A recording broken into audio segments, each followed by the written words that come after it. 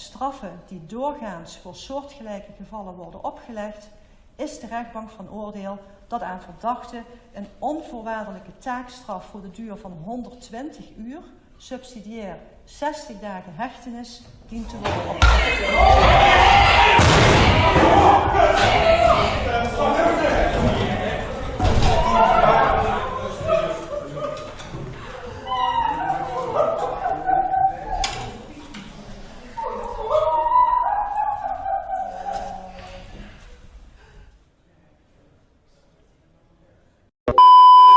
There is new video tonight in the case of a man found dead in the back of a patrol car outside the Azusa police station.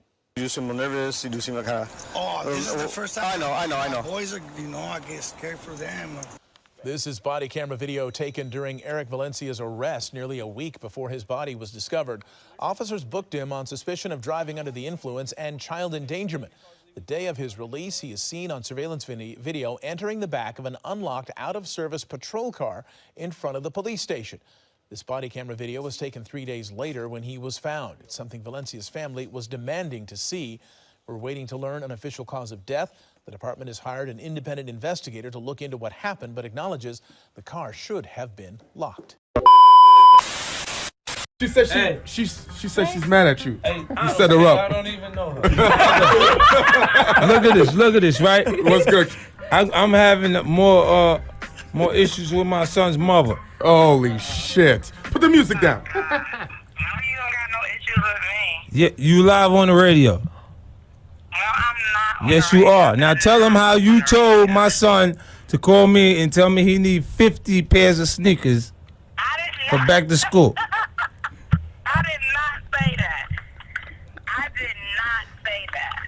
You said he said somebody else got a whole bunch of pairs of sneakers. He said a boy in his class fronted on him and said he has 50 pairs of sneakers. And Marquise said, how the hell does he have 50 pairs of sneakers? And his father's a lawyer, my dad's on the Forbes list. That's exactly Yeah, then why you didn't be a responsible parent and say, look, you don't need 50 pairs of shoes. 20 pair. That is a responsible he could do 20. That's responsible. 20 pairs of sneakers. Yeah, what's wrong with that? I don't have kids, so I can't comment. You ain't average. I'm sorry, boss. The boss ain't average. All right, everybody just heard you.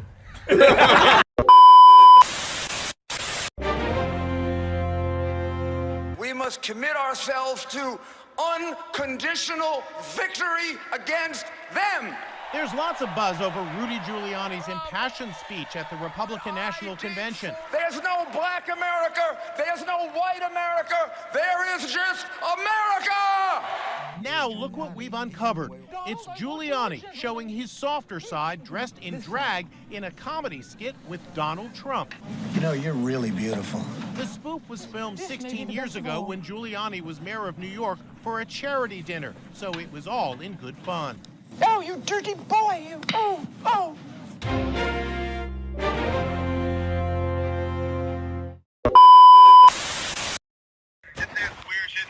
Don't even do that. We don't even know. We ain't see none of that. Yeah, he just know I heard about it. Yeah, most definitely. You know what I'm saying? Just I wish he wasn't in here. Nah.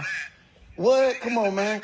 Hey, the way he tried to pop it, I thought he did some time or something. Like he, been through that motherfucker. I said, oh, this bitch been watching Power or something. I don't know what the fuck he think this is. He was on TV.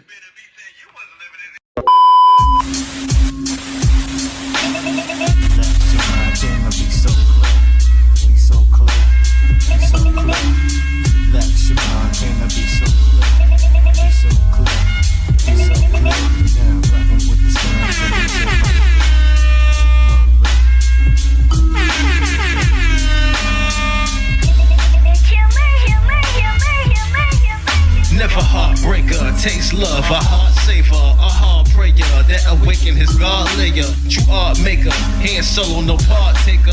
Walker upon skies, my style, I Darth Vader, my cognac. I sit back and sit that. Family doing good in the present. My gift rap, I'm fine. Staying high for the lows I was used to. Like robbing off a plan, niggas still trying to boost you. High appraisal value on the Jews I've been taught. Guaranteed you get the itis on my food for thought. Just digesting the fact now I got fruits of labor. This melanin pomegranate, I'm your newest flavor. Tell my newest hater, stay with the lesser than, I'm due for greater. Breaking down trees is what I used to do for paper.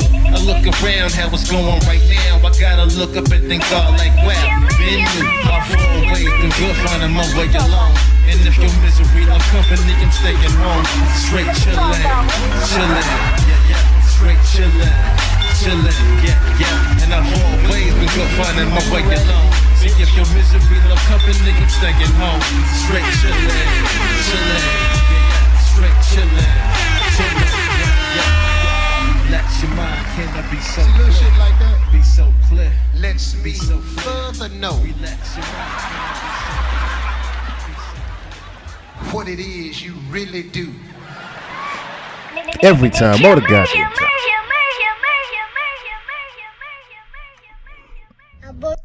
What it do, y'all? What it do, y'all? I'm your host with the motherfucking most. Chill motherfucking Murray. You are now tuned to live from the spot. Shout out to everybody tuning in, not tuning in. You know how we do and how we rock. What's going on, y'all? Happy Friday. Happy Friday evening. The streets is loud. They've been dead for a minute. They loud again. Not in a good way, but they loud again. They seem to be very loud again. Gangsters do what gangsters do. As you can see. Steve, what's going on? Joy to the world, what's going on? What's going on? Happy Friday to y'all. Hope everybody doing all right. Hope everybody's doing good. Hope everybody living good, feeling all right. God is good. God is good. You could be anywhere in the world right now, but you're here with me. But you're here with me. There is 34,000 people in counting at the damn EA show right now on YouTube. And I was saying to myself, this nigga just had to go on when I went on, huh? He just had to go on when I went on. I'm looking right now. It's I think the show is, I don't know if the show is starting or we're going to pop over there in a few just to see what's going on. But I do want to get into, what's going on? I do want to get what's going on in the streets right now. There's a clip going around of Fetty Wap's homeboy being robbed in broad daylight. I do want to look at that first real quick. Because that shit was kind of funny. I'm not going to lie. Especially when you look at his name. His name, I'm not going to lie, is actually hilarious. It's kind of funny. I'm not going to lie. You better recognize, nigga, I'm straight from the street. I got to...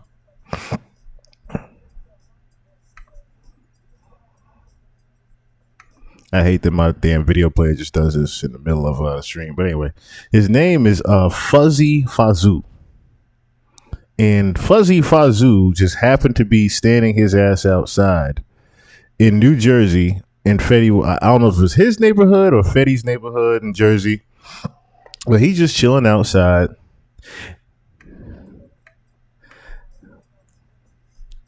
Now, key thing to know here. This guy right here, these two over here, one looks like he's on the phone or something. This guy here, and there's another guy here just checking something in the car. And then you see this guy here. Now, looks like it's another guy standing over here. And I don't know why nobody seems to point out this guy's sitting over here on the bench. Because he doesn't move a lick.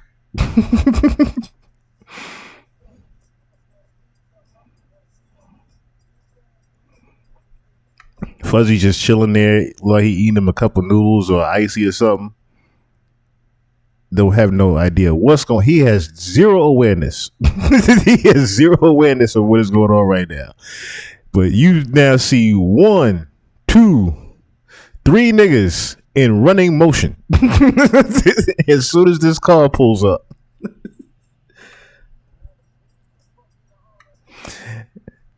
Gun comes out. This nigga is gone. The homie up the driveway, I know you can see my pointer. The dude up the driveway is gone. He's out of here. My dude over here just posted up across the street. Like, yo, what's going on? Dude in the car then finally peeped what's going on. He done hopped in his door and closed the door. Other nigga that was checking something in the car, his ass and finally just creeped around the side to the front, and his ass is taking off down that driveway. My nigga over here is just chilling. The niggas that was over here, ghosts, complete ghosts. All you saw was a puff of smoke.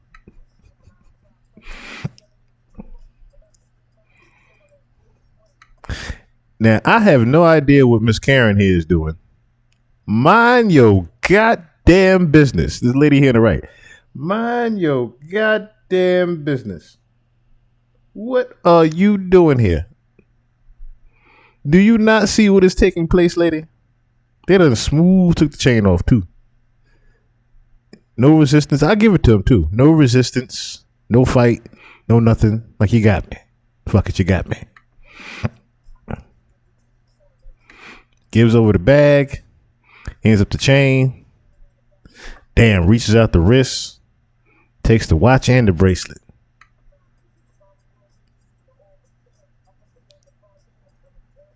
Rings too. Everything in your pocket. Empty it, everything.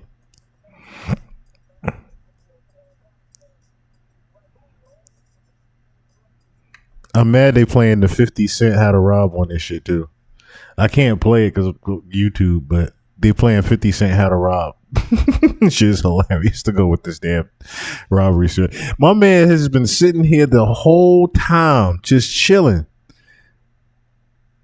I'm sure he done smoked him a blunt or was smoking a blunt that whole time, just watching the whole thing.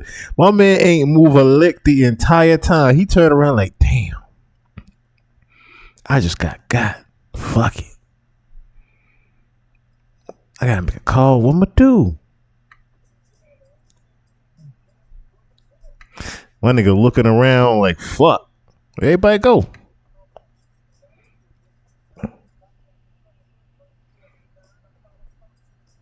This nigga finally got up off that stoop. Took the hood off. Bro was like, yo, I don't know what's going on. What just happened? Nigga, you saw what just happened. They robbed me and your ass ran. Is what happened. That was crazy. For him to get robbed in broad day like that, I was like, oh my, the streets is back on, I guess. Streets is back on right now in 2026. Niggas is hungry. Food done went up. Gas done went up. Ain't nobody trying to hear right now. Dainty Delighted, what's going on? They ain't trying to hear right now. They say, you know what? Somebody getting got out here today. And this fool out here looking like something to eat right now. He outside just chilling. Not a care in the world, no worry in the world, no awareness. They probably done scoped out if police was around the block or not, or on the block. So, yo, this is an easy one. Now, why he was just chilling with a bag of money or whatever have you, I have no idea. Why you are just outside, oblivious in New Jersey, I have absolutely no idea. It just looks crazy, though. Like I said, them two was ghosts.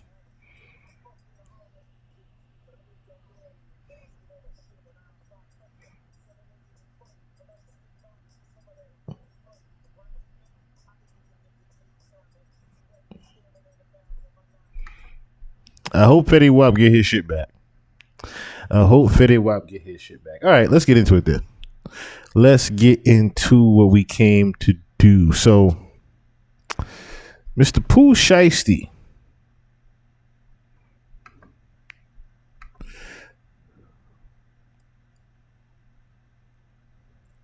Which one is this? Okay, so that's the other one. That's the other one. Mr. Pooh Shiesty.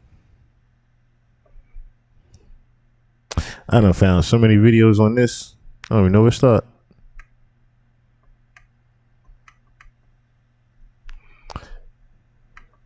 I said he done ran up on Gucci in the studio.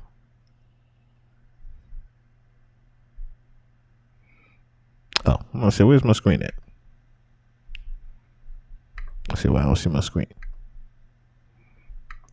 Rapper Pooh Shiesty pleads guilty to federal conspiracy charge. Miami, Florida today. Tennessee rapper Lontrell D. Williams Jr., a.k.a. Pooh Shiesty, pled guilty to conspiring to possess firearms in furtherance of crimes of violence and drug trafficking. As part of the plea, Williams Jr. admitted to participating in the conspiracy the following 3 occasions. First, on July 7, 2020 in Memphis, Tennessee, was inside a car when an occupant of the car discharged a firearm at a gas station. Second, on October 9th, in Bay Harbor Islands, Florida, Williams Jr. and his co-conspirators arrived at a meeting to acquire marijuana, codeine, and sneakers. During this meeting, members of Williams' group brandished firearms and assaulted 2 victims. Following the assault, the group departed the scene with the victims' marijuana, codeine, and sneakers. Third, May 30th, 2021, Williams Jr. assaulted a victim with a firearm at a Miami strip club. United States District Judge K. Michael Moore will sentence Williams on a date to be announced. Williams Jr. faces 20 years in federal prison. That's what happened on the 4th, right? Now, about 4 years ago. This is what happened on the 4 years ago, right? So this is the first time he got locked up. This is the first time he got locked up and went away, right? Just had to sit down for a minute. Now this shit. This week, 9 individuals, including well-known musical artists, were federally charged for kidnapping and robbing at gunpoint numerous victims at a music studio in Dallas, Texas, announced United States Attorney for the Northern District of Texas. This time they even put his, yeah, they did. Okay. So 8 of the 9 were arrested yesterday in Dallas, Texas. Latrell Williams, a.k.a. Pooh Shiesty. Then his father, Latrell Williams Sr., and Rodney Wright, Big 30, Kadarius Waters, Terrence Rogers, Demarion Gibson, DeMarcus Glover, Cody Johnson, Darian McDaniel. It's alleged 9 defendants traveled to Dallas to kidnap and rob victims who thought they were coming into town for a business meeting. Instead of discussing business in a civil matter, the defendants resorted to violence and intimidation to achieve their purported business objectives, said Ryan Raybold, United States Attorney for the Northern District of Texas. For anyone contemplating using violence and intimidation as a business practice, I'm here to tell you that it will be vigorously investigated and prosecuted in the Northern District of Texas. This case also highlights the outstanding contributions of my colleagues across the United States, including the Western District of Tennessee, Middle District of Tennessee, and the Eastern District of Texas. The Western District of Tennessee employs a whole team concept with federal, state, and local partners to aggressively pursue all violent criminals. So did they talk about what happened here? Okay, so the complaint alleges that Williams, or should I say Pooh Shiesty, produced an AK-style pistol and forced one of the victims to sign a release from the recording contract at gunpoint. We all know whose recording contract that was, Gucci Mane. The remaining conspirators displayed firearms and robbed the other victims of Rolex watches, jewelry, cash, and other high-valued items. One victim was choked to the point of near unconsciousness. Photos of some of the injuries were included in the complaint. Looks like maybe an engineer or a cameraman or somebody that was there. Photos of injuries sustained to the wrist and neck of one victim. Defendant Wright barricaded the studio door with his body to prevent the victims from escaping. Court records reflect that Lontrell Jr. Pooh Shiesty was on home confinement for a prior firearms conspiracy. So he wasn't even supposed to be outside. He was on house arrest. He wasn't even supposed to be outside. from the 2022 shit. Wayne was supposed to be outside. And his father alleged to have helped plan and execute the federal kidnapping. As described in the complaint, within hours of leaving the Dallas studio, the defendants added posts on social media displaying what appear to be some stolen jewelry depicted in the photographs of the complaint. You can see here Big 30.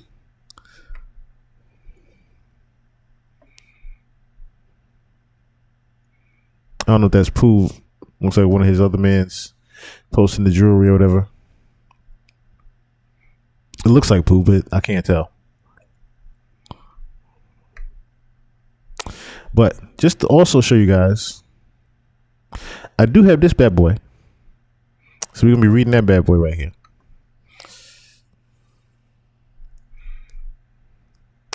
But yeah, Pooh Shiesty going to have to sit down for a little minute. Pooh is going to have to sit down for a little minute. Let's look at the news report here.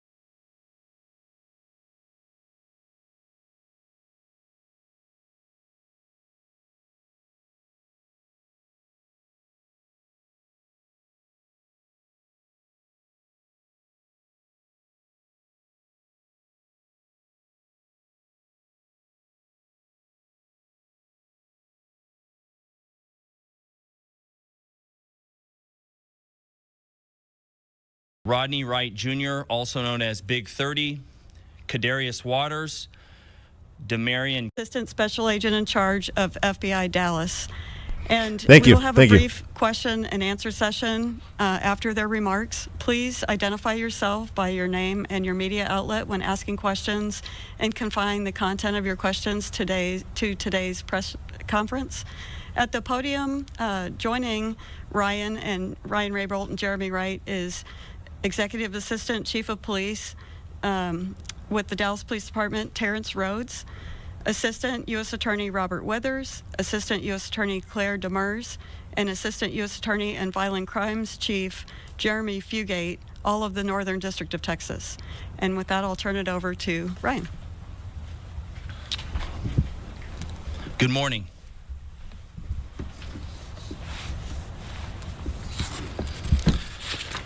I'm Ryan Raybould. I'm the U.S. Attorney for the Northern District of Texas. Thank you for coming. This week, 9 individuals, including well-known musical artists, kidnapped and robbed at gunpoint numerous victims at a music studio in Dallas, Texas. 8 of the 9 were arrested yesterday in Dallas, Memphis, and Nashville. These individuals who are charged and arrested include... Now, do y'all find it ironic now, even now I done read the Department of Justice posting of it, right? You're hearing how he's saying it now, right? Isn't it kind of ironic that they're not mentioning Gucci Mane? Lontrell Williams Jr., also known as Pooh Shiesty, Lontrell Williams Sr., Rodney Wright Jr., also known as Big 30, Kadarius Waters, Demarion Gibson, DeMarcus Glover, Corday Johnson, Darian McDaniel, and Terrence Rogers has not been arrested yet, but will be soon. The complaint alleges that on January 10th of this year, 3 music industry professionals traveled to Dallas for a scheduled business meeting. Lontrell Williams Jr. arranged this meeting purportedly to discuss the terms of his recording contract with one of the victims. As alleged, once these three men were inside the recording studio, Williams Jr. and 8 co-conspirators, several of whom traveled from Memphis, Tennessee, executed a coordinated armed takeover. As alleged, Williams Jr. produced an AK-style pistol and forced one of the victims to sign a release from the recording contract at gunpoint. The remaining conspirators displayed firearms and robbed the other victims of Rolex watches, jewelry, cash, and other high-value items. One of the victims was actually choked by one of the defendants to the point of near unconsciousness. Defendant Wright barricaded the studio door with his body to prevent the victims from escaping. The ringleader of the conspiracy, Lontrell Williams Jr., was on home confinement at the time of the offense, as alleged, for a prior firearms conspiracy charge and conviction out of the Southern District of Florida. Towards the end of his prison sentence, he had been granted home detention. Part of the terms of his home detention were that he would not commit another federal offense or possess a firearm. His father, Lontrell Williams Sr., is alleged to have helped plan and execute the federal kidnapping as charged in the complaint. And as described further in the complaint, within hours of leaving the Dallas studio, a number of the defendants were on social media displaying some of the items that appeared to be the jewelry that had been robbed from the victims. The charging document outlines some of the evidence, just some, establishing the defendants' roles in the federal offense. This is as follows. Electronic monitoring data placing Williams Jr. at the offense location, which would put him in violation of his home detention conditions. Cell phone records and license plate reader data corroborating the coordinated travel of multiple defendants from Memphis, Tennessee to Dallas. Rental car records confirming Williams Sr. rented a vehicle that was used by the group. Surveillance footage from the offense location, a nearby office supply store, and a hotel where several of the defendants stayed following the offense. Fingerprint evidence as well that was recovered from the crime scene, matching at least 2 of the defendants. Social media posts by defendants displaying what appears to be stolen property just in the days following the offense. Greyhound bus records confirming the travel of multiple defendants from Dallas to Memphis the day after the offense. The victims in this case came to Dallas to conduct legitimate business, and they were met with firearms and violence as alleged in the charging document. This case should serve as a warning to others who believe that using violence and intimidation tactics to rob others in our community is a viable way to conduct business. I'm here to say that it is not, and that if you choose to do this, we will, together with our law enforcement partners here and the other ones in the Northern District of Texas, will bring you swiftly to justice. I want to thank the FBI Dallas Violent Crimes Task Force, the FBI's Memphis Resident Agency and Nashville Field Office, the Memphis Safe Task Force, the Dallas Police Department, the United States Attorney for the Western District of Tennessee, Michael Dunovit, and AUSA Greg Wagner, the U.S. Attorney's Office for the Eastern District of Texas, my dear friend and colleague Jay Combs, and the U.S. Attorney's Office for the Middle District of Tennessee, including my colleague Braden Busek, for their outstanding contributions in this multi-jurisdictional investigation and prosecution. I'd also like to highlight the extraordinary work. None of this happens without the extraordinary work of our AUSAs in this office, and I'm here to say we have the best AUSAs in the entire country. That includes AUSAs Robert Withers, Claire Demers, and my violent crime chief, Jeremy Fugate. This case really underscores the importance of standing up for crime victims, no matter who they are or where they come from, and the incredible collaborative, investigative partnerships that we have, not only in the Northern District of Texas, but across the country, and we are all working together to make our country safer. So thank you for being here today, and I'll answer some questions after my colleague here speaks. But now I'm going to turn it over to him, and this is Jeremy Wright, who's the Dallas FBI Assistant Special Agent in charge. Yeah, thank you, Ryan. Good morning, everybody. As Ryan said, my name is Jeremy Wright. I'm Assistant Special Agent in charge for FBI Dallas. As United States Attorney Raybold said, we're here today to announce the arrest of several individuals in the Memphis and Nashville, Tennessee areas, as long as one here in Frisco, Texas. These arrests are the result of a violent kidnapping of 3 individuals here in the Dallas area. The majority of those arrested did travel from Memphis to Dallas to commit that offense. Our office collaborated with multiple law enforcement agencies and other FBI offices to carry out this investigation that ultimately led to these arrests. So I'd like to thank the Dallas Violent Crimes Task Force, Dallas Police Department, the Memphis Safe Task Force, Memphis, Tennessee Police Department, and the Shelby County, Tennessee Sheriff's Department for helping with this investigation. Violent crime does remain a top priority for the FBI, and we dedicated significant resources from here in Dallas FBI, Nashville, Little Rock, Birmingham, and Atlanta FBI offices to investigate and successfully arrest these individuals. We remain committed to investigating violent crimes like these. No matter who you are, we will fight every day alongside our partners to make our communities safer. So, thank you. And we have time for some questions. If you would just identify who you were with and your name would be helpful. Yes, sir. Kevin Reese with WFAA. Hi, Kevin. It may be in the release that you're going to send us, but can you be more specific to who these victims are and a specific location of this studio that you were talking about? I'll answer the last part first. Yes, it'll be in the complaint, and we're happy to get you a copy of that. It's now unsealed. It was off Dallas Parkway in Dallas, Texas, a music studio. That's what's identified in the complaint. As far as victims go, we won't get into at this time who the victims are or not. See, they didn't want to release that it was Gucci Man. Interesting. So Rick Ross would confirm that it was Gucci Man, of course. On top of, he confirmed why. Footage is crystal clear. Oh, wait. Hold on.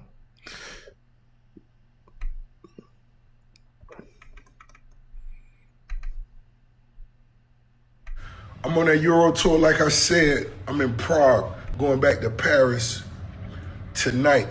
But for everybody in my DM, Rose, what you think or how you feel about the Guwap Pooh Shiesty situation? I don't like it for either side. You know what I'm talking about? Guwap most definitely didn't deserve that, and I don't want to see this for the little homie Pooh Shiesty, but this one got to be educated and understand. In business, you got to negotiate. You got to negotiate. If you were signed for $100K and now you got 10 M's on the table, it's time to negotiate. This how we do this. Boom, boom, boom, boom, boom, boom. Everybody win. Let's go.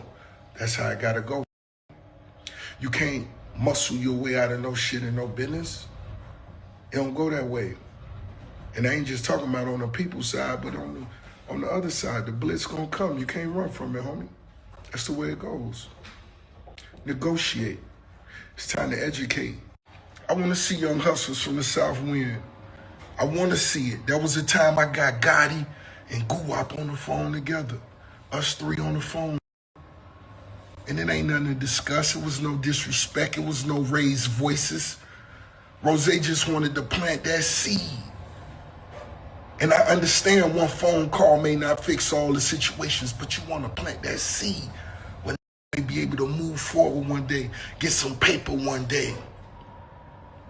The CMG 1017 tour one day, that was Rose mindset. And I wish nothing but my homies the best. When it come to business, let's negotiate. Can't take the streets to the do. Gonna get a life sentence with that shit, bullshit. Let's get to the B's. And that's the space we in this world we living in, where living by their own codes, breaking a lot of rules. And my I don't be knowing if realize the punishment that come with that. Where I'm from, it wouldn't have even been my request. But just know, you gotta feel it. You gotta feel me. It's FaceTiming me now. Hey, boy. Hey, y'all stay focused. Y'all stay focused. This shit bigger than ever. triple cheeseburger with Of course, Rick Ross enters in Rick Ross fashion. Triple cheeseburger, triple cheese. He would seemingly let you know what this was over, right? How he's talked about he had Gucci and Gotti on the phone. He said he had Guap and Gotti on the phone at one point, pretty much trying to piece things up, trying to get them to go on tour together, see the vision, that type of thing, right? However, that sort of thing would, not happen, of course, right? Now, Gucci Man has already responded as well, saying that he did not tell. But there are rumors going around that he has. But listen to how Gucci responds. You know what I'm saying? Nigga, please, nigga. They got $1 million, nigga. Broke ass nigga. Shit make a nigga heart hurt, boy. Don't make these niggas happy. These niggas ain't happy at home. Step to me, fuck nigga. I would love to, nigga. I don't care. You see me, my wife, you can step to me. I'ma smoke you. You know what's going on with me. Yeah, I ain't gonna tell nobody, not even the police. I don't believe in none of that shit. The only thing I believe in is don't tell the police. Soft ass nigga. It's the only thing I believe in. That's it. Keep it in the street. That's my only rule. Anything else, I don't give a fuck anyway. And the thing with that is, a lot of people are saying, and we're going to look at the paperwork here to see if that is the case. A lot of people are saying that Gucci Man actually snitched and that he is the one that identified Pooh Shiesty in the robbery. Not necessarily just the victims, that it was Roderick Davis that identified Pooh Shiesty as one of the robbers. And we're going to be looking at that paperwork here in just a second, but I want to also look at the background of things here. So one of those things being how this actually even came to fruition, right? So let's take a trip down memory lane just a little bit. And we're going to go not in, of course, chronological order of things, but let's go back just a little bit.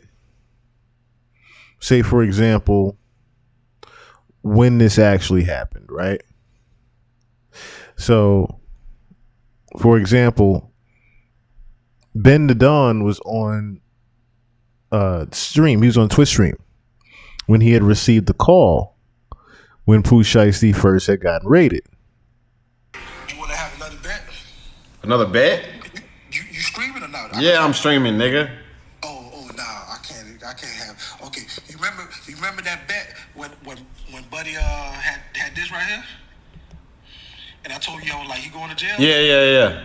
He's going back. When you get off stream, call me. Hey, Don't say that, bro. Yeah. Don't say that. Hey.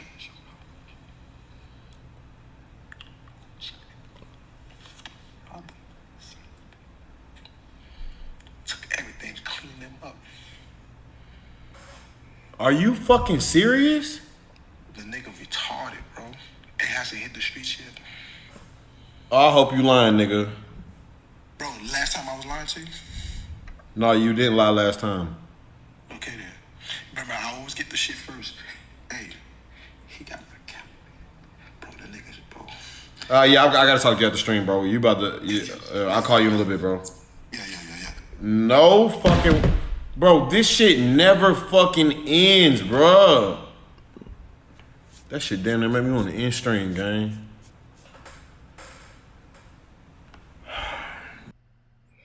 And I think he did shortly after that. But as you heard, he pretty much had gotten the call right as it happened that Pooh Shiesty was going to get raided over the Gucci Man robbery in the studio. Pretty much he had heard everything. His homeboy had heard everything first about, they came in and did everything. Now, there's another gentleman who is, I believe, associated with Gotti, Hernandez Govan, who's pretty much, he was talking to academics on the phone during his live, and he pretty much just let everyone know, again, confirming what the beef was actually over, that this was over Gucci Man signing Pooh Shiesty, trying to take the artist from Yo Gotti, And the original beef was over supposedly Yo Gotti sleeping with Keisha, who is Gucci Mane's wife now. Also, we're going to look at a couple of videos here. So let's see what we can start with. Let's see what we'll start with. So I didn't want to take the chance, and I ain't say nothing to him about it. I came back in, we finished talking about the music, and he was just telling us exactly what we needed to do to get dropped.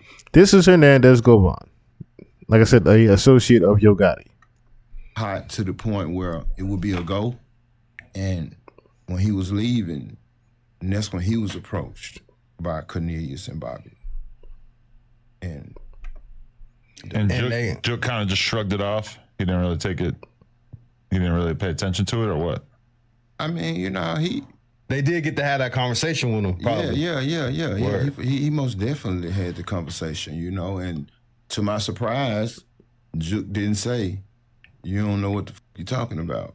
Yeah, Juke knew what he was talking about. Matter of fact, Juke asked him, how did he know that?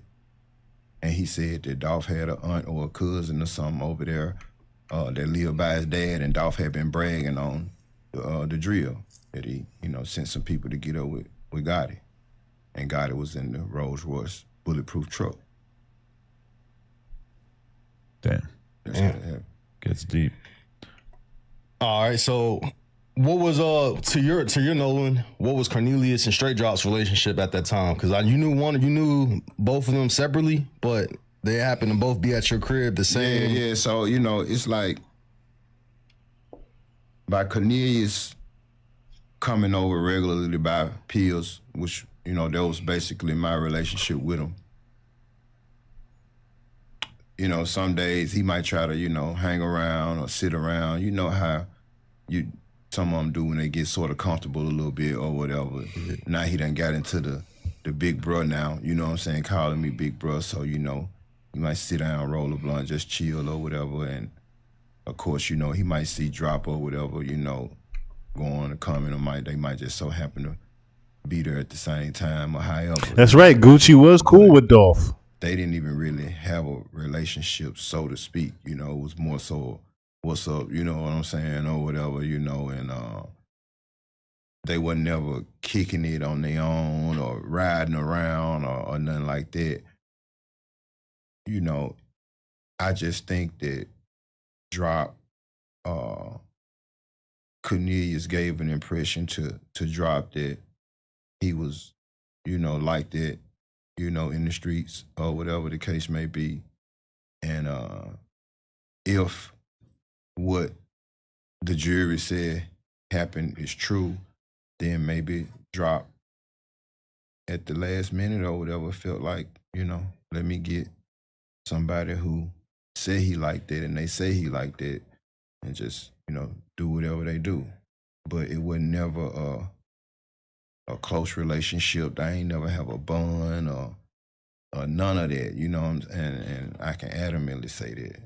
Right. You just said that you said Dolph was bragging to his cousin about the hit that he tried to do on Yo Gotti. So when Juke asked Cornelius how did he know about the attempted hit on his brother, Cornelius said that Dolph had a cousin or an aunt that lived by his dad, and Dolph had been bragging about it, and that's how he supposedly knew about it. And that's how they went. But it was a well-kept enough secret that you hadn't heard about it. I hadn't even heard about it. Just think about it. It wasn't even never on social media. You know, Gotti is just so secretive. He never reported it, you know. Street nigga, he ain't gonna report it, you know, or whatever, you know, so it never made its way to the net or whatever. So, you know, I had never heard of it at that point. But you know what you know being in the streets, and then you said you had a relationship with Dolph somewhat. You can kind of see it maybe being true. Like, why wouldn't he want to get back at somebody shooting at me? Oh, definitely. Yeah. I could see that, you know, but me being who I am, I'm thinking I would have heard that. But they just did a great job of keeping it under wraps, you know what I'm saying, you know, so it was music to my ears that day that I heard that. If you had to call it, what do you think started the beef between Gotti and Dolph in the first place? I just think, Cause they say he didn't sign. yeah, I just think that the music deal, you know what I'm saying, the potential music deal went bad. I just think when Gotti allegedly, from what Dolph said, talked down on his artists to him when he was trying to sign him, when he was like, I ain't gotta hold your hand, like I gotta hold Starlito hand, like I gotta hold Z's hand, and you got your own motion and woo. And Dolph did a few interviews saying how Gotti was a sucker in his eyes for talking down on his artists to him to try to sign him. So I think that just, all of it just played a part in it, and just one thing led to another, songs started being made, and and there you have it, Everybody wanna be like, they ain't going, and they say. So that's an interesting key fact right there. So similar to this situation here where Gucci is trying to sign Pooh Shiesty, for example. Gotti is trying to sign Dolph. Now, there was a rumor that Dolph was supposed to sign to Gucci, or should I say they were going to do a partnership. Not that he's going to sign under 1017, but he was trying to do a partnership with Dolph right before he had passed. So interesting fact here that Gotti was talking down about his artist when he was trying to sign Dolph. And one of the original reasons that this beef even happened was because Dolph would kind of, start a little turmoil in between CMG when he's letting information out like, yo, he really don't care about y'all. He don't think y'all even going to work the way I'm going to work. So why would I sign under a guy that doesn't even have faith in his own artist like that? Interesting. Period. And don't nobody want to stand down. So I just think that's how it happened. And you feel like the bond Dolph had with Gucci Mane kind of like... Of course. Because at the time they were saying that, I think Shakur was... The Mind's Eye, what's going on? Yes, they do have a few mixtapes together. Dolph and Gucci. Mess around with Yo Gotti. Yeah, mess around. I mean, Yo did an interview and he said that. Yeah. On camera. So I don't think Gotti will get on. I don't think he'll risk his reputation and all of that on camera by saying that and it ain't true. Because we've seen Gucci squash his beefs from that era of his life, 2013, With 2014. A lot of people he's basically patched stuff up, but there are a few notable exceptions. Gotti's one of them. Waka Flocka's one of them. Yeah. That we just still haven't really seen them get cool. And there was a lot of rumors or stories being told about Gotti pulling up at Gucci's house with a gun and shit like that. I don't think that's true. I think when they had the issue back in the day about when Gucci had the issue when Gotti was supposed to drop on 1017. Okay, yeah. And they had a show coming up soon, right after Gucci went on the radio or whatever it was and had his rant. And so from what I was told, Gucci didn't show up to that show because it supposed to have been like immediate smoke after that. And he didn't show up or whatever. But yeah, so if he didn't squash his beef with Yo like he did everybody else, I think it's more so about the girl, his wife. And no disrespect to her, but would you be willing to squash some beef with somebody who had sex with your wife? Maybe while you was in prison, I don't know when it was or whatever. Oh Lord. And supposed to be your friend. Especially it's like if they've disrespected your girl. Like it's one thing if maybe they slept together before you were together. The funniest shit in the world is he's asking Adam 22 a question about fucking somebody's girl. That is hilarious in itself. But if they've been disrespectful about your girl, that's usually the thing that you can't get over. What if it went before? What if they slept with a while? And then we're really talking. Exactly. So that's probably the reason you'll never see that beef squashed. Because you basically have to like go against his wife. But what I don't understand is how you could be mad at Gotti and not be mad at your wife. Yeah, I don't know. I mean, I guess it's, just different, they move how they move, but me from where I'm from, I ain't gonna be mad at him and not be mad at her. I mean, when I interviewed Stan G, who I don't know, does that name mean anything to you? You're a Stan G fan? Am I a Stan G fan? Yeah. I mean, I didn't know he was anybody to be a fan of. Well, he's a content creator, you know. We had him on here. It did pretty well. Some of the clips went pretty viral. Yeah, that probably was more so because of you and your fan. Okay. But anyway, one thing that Stan said, oh man, was that he said... Now, we do have that rant, by the way. King Osmond, what's going on? We do have that same rant that he's talking about here, in which Gucci Mane, again, would pretty much confirm the beef between him and Yo Gotti. Here, let me see if I can find that here. You're making a really big joke. It's funny. It's funny to me now. I'm thinking to myself now, somebody's gonna hear this record, and they're gonna think that you're talking crap about Gotti and these other cats. And when I said Gotti was cool until he turned into a buster. Right. So I wasn't saying that we wasn't even cool. I said we was cool until this point right here. Right. But that's my point. So what actually happened at that point that you felt like that about Gotti? My main problem with him was they dropped this mixtape on 1017. And try to like ride my wave, you know what I'm saying? Like he was an artist of mine and we get some kind of money together. So I just felt like, you know, for our artists to drop their mixtape on 1017, you know what I'm saying? Which is my label on the day that I drop all my label they drop their mixtape on 1017. Why would you drop it if you ain't on 1017? And when I call you as my partner to ask you why you did, you say, oh, I didn't know you were dropping the mixtape. Now the whole world know I'm dropping this mixtape, I'm promoting this mixtape. But me and you on the top of World Star. Record.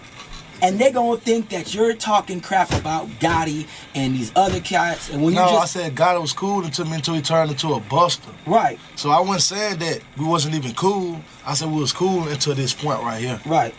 But that's my point. So what actually happened at that point that you felt like that about Gotti? My main problem with him was they dropped this mixtape on 1017 and try to like ride my wave. You know what I'm saying? Like he was an artist of mine and we get some kind of money together.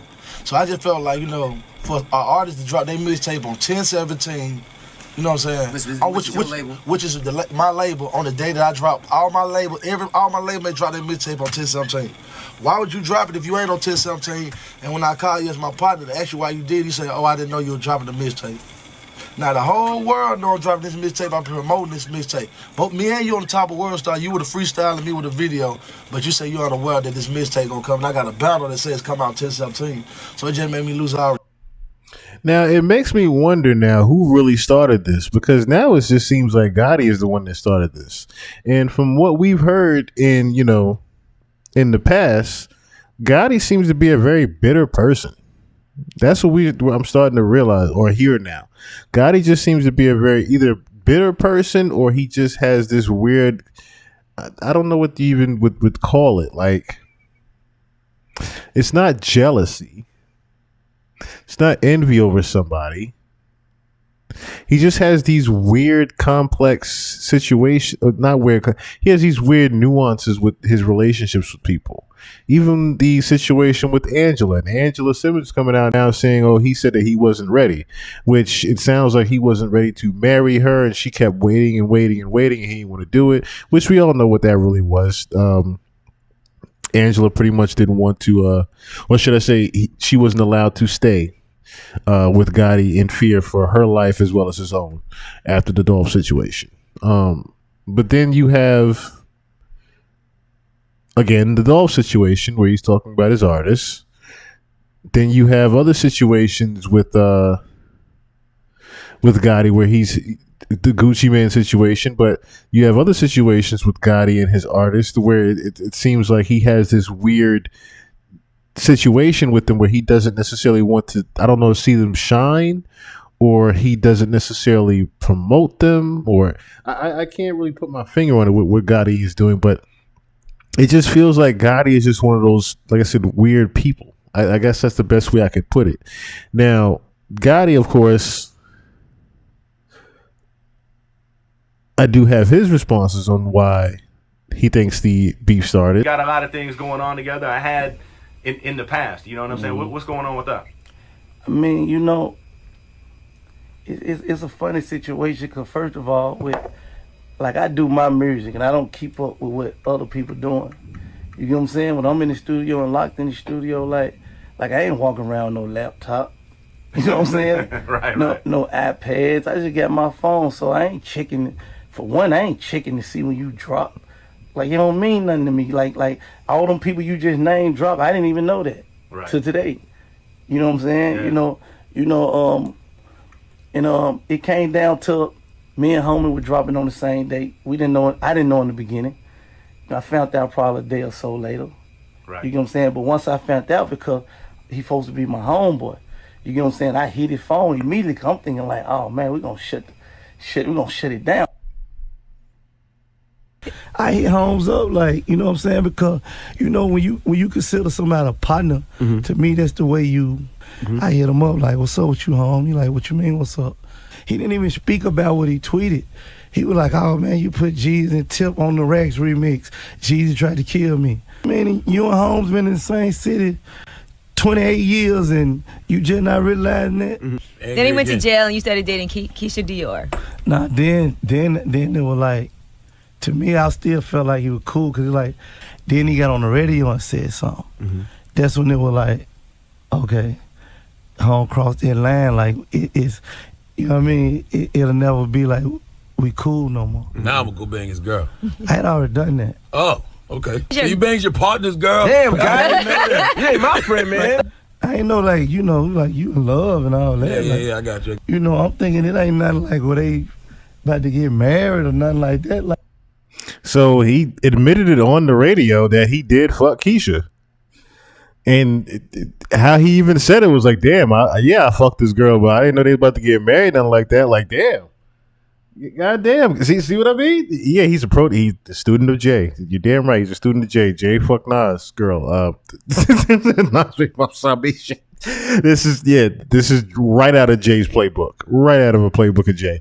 But yeah, this is what I'm saying. Like, God, he just seemed like an ass. He just seemed like an asshole. Like, that's, I guess, the other way to put it. Like, he just seemed like an asshole to me. Like, he's like, yeah, I fucked this girl, but I already done that, but I didn't think he was gonna marry her. Like, nigga, what do you mean? He was locked up. What do you mean you didn't know? That's fucked up. Excuse me. That is fucked up. That's fucked up. Just openly admitted he fucked this girl while he was in jail. That's fucked up. And then at one point they were even cool. At one point they were cool. Like Zoe say, Madame is panicking. They got scared. Somebody scared them down. Nah, them down supposed to do that, supposed to dance, man. They supposed to shake.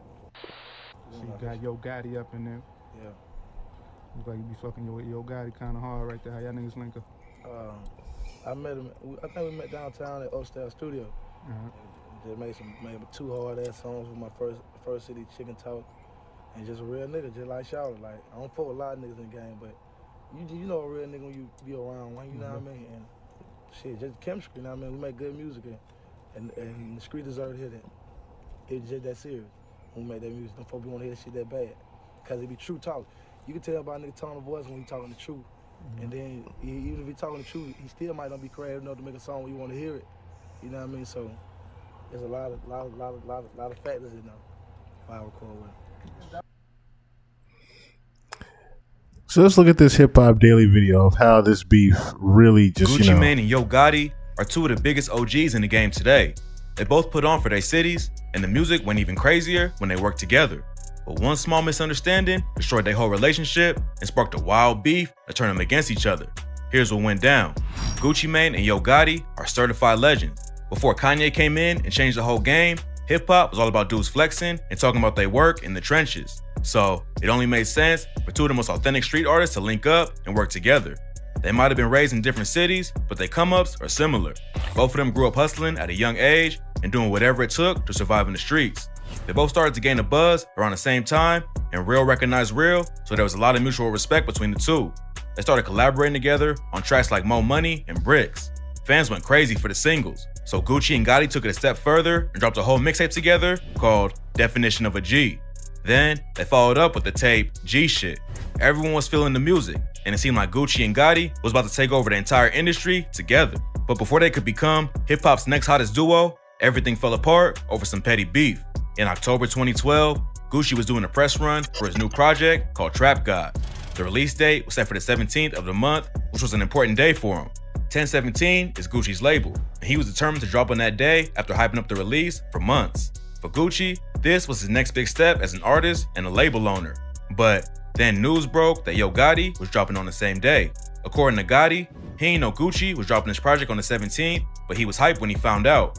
He said in the interview, he's supposed to be my homeboy. I hit his phone immediately because I'm thinking, man, we about to shut it down. In Gotti's mind, him and Gucci dropping on the same day was a win-win situation. Everyone knew they was tight, and he thought the extra publicity would just help them both. But Gucci wasn't feeling the same way. Gotti said, so I hit him up to chop it up like that. He ain't hit me back. He ain't answer. Gotti thought Gucci might change his number or something. So he hit someone from his camp and told him to have Gucci reach out. Gucci never got in touch with him, but Gotti still wasn't pressed about it because he thought they were still cool. Then, right before the release date, Gucci tweeted out, why would another artist put their mixtape out on 1017 if they ain't Brick Squad? You ain't me. #TrapGod. Gotti saw the tweet and tried to reach out immediately. He said they chopped it up on the phone, but also told the interviewer, from that point, I realized that homie had an issue, for whatever reason it was. Even though he didn't get why Gucci was upset, Gotti still considered him a friend. So he decided to change his release date to the next day. But apparently, that wasn't the only problem. Gotti told the Breakfast Club that when he called Gucci about the release date, WAP just talked about how Gotti was working with his ops. Gotti had just dropped a remix for his track Racks and featured T.I. and Jeezy. Everyone knows about Gucci and Jeezy's legendary beef. So he wasn't cool with Gotti working with a dude who allegedly sent shooters to his crib. Check out our— See what I mean? It's little, and then you do little dumb shit like that. Like, all right, I'll move my little so-called date, you know what I'm saying? But I'm gonna drop a video with with the nigga that you know what I'm saying, had a beef with, and you killed his homeboy. We gonna do a video together. Nigga, what? It's little shit like that guy just do. Little well, why you gotta do that? Little tit for tat shit like that you gotta do, right? You gotta do something annoying. Again, right at the J playbook. You just gotta do something to Nas, right? You got something slight Nas right now. You gotta drop a record the same day Nas drop an album, right? You gotta drop an album. You gotta drop an announcement that you released. You have a library opening the day this thing cut out. Hey, come on, man, leave him alone. Video on Gucci Mane and Jeezy for a deep dive into this wild story. But Gotti wasn't the only one crossing sides to work with people. Gucci was tied with Young Dolph, who was one of Gotti's biggest ops before he was tragically killed in 2021. They collabed all the time and even dropped a project together in 2013. Go watch our video on the crazy beef between Gotti and Dolph for more info. WAP and Gotti hashed it out over the phone, and Gotti thought everything was cool. But what happened next will put an end to their partnership for good. Gucci hopped on a radio interview and said, my main problem with him is that he dropped his mixtape on 1017 and tried to ride my wave. Why would you drop it if you went on 1017? And when I call you as my partner to ask why you did it, you say, oh, I didn't know you were dropping the mixtape. So WAP obviously wasn't buying the story that Gotti ain't know about the release date beforehand. He'd been promoting the tape for months and thought there was no way Gotti ain't know about it. In his opinion, Gotti was trying to get some shine off his music. At this point, Gotti still wasn't trying to escalate the situation, so he moved his release date to 1018. But their relationship was already damaged, and now it was about to get even worse. Next, Gucci dropped the track Birds of a Feather, where he took shots at a bunch of his ops. He dissed Jeezy, T.I., and dropped the line, I used to f with Gotti till he turned into a buster. Gotti was asked if he was gonna drop a song in response, but he said, I'm more disappointed in him than anything, because I looked at him different. What I perceived in him is not what he's playing out. I thought you was a straight up, stand up guy, street type dude, and street dudes don't handle business like that. Gotti said, even the dudes in Gucci's camp ain't understand why he was dissing him on the record. At first, it seemed like Gotti was gonna let everything slide and just move on. But then he responded with a diss track called Have Mercy and put an end to their friendship for good. That would have been enough, but then the beef took a twist that turned the disrespect up to 100. Gotti revealed in a Breakfast Club interview that he slept with Gucci's wife, Keisha Kayor, back when WAP was in jail over probation violation.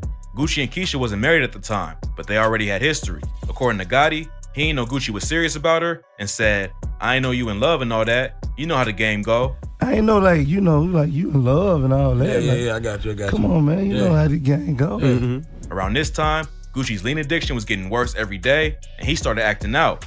He went off on Twitter and sent shots at everyone. Yo Gotti, Jeezy, and T.I. all got dissed. Even Drake and Nicki Minaj. Gucci was starting to spiral out of control. On September 13th, 2013, he was kicking it with a friend when he started to act erratically.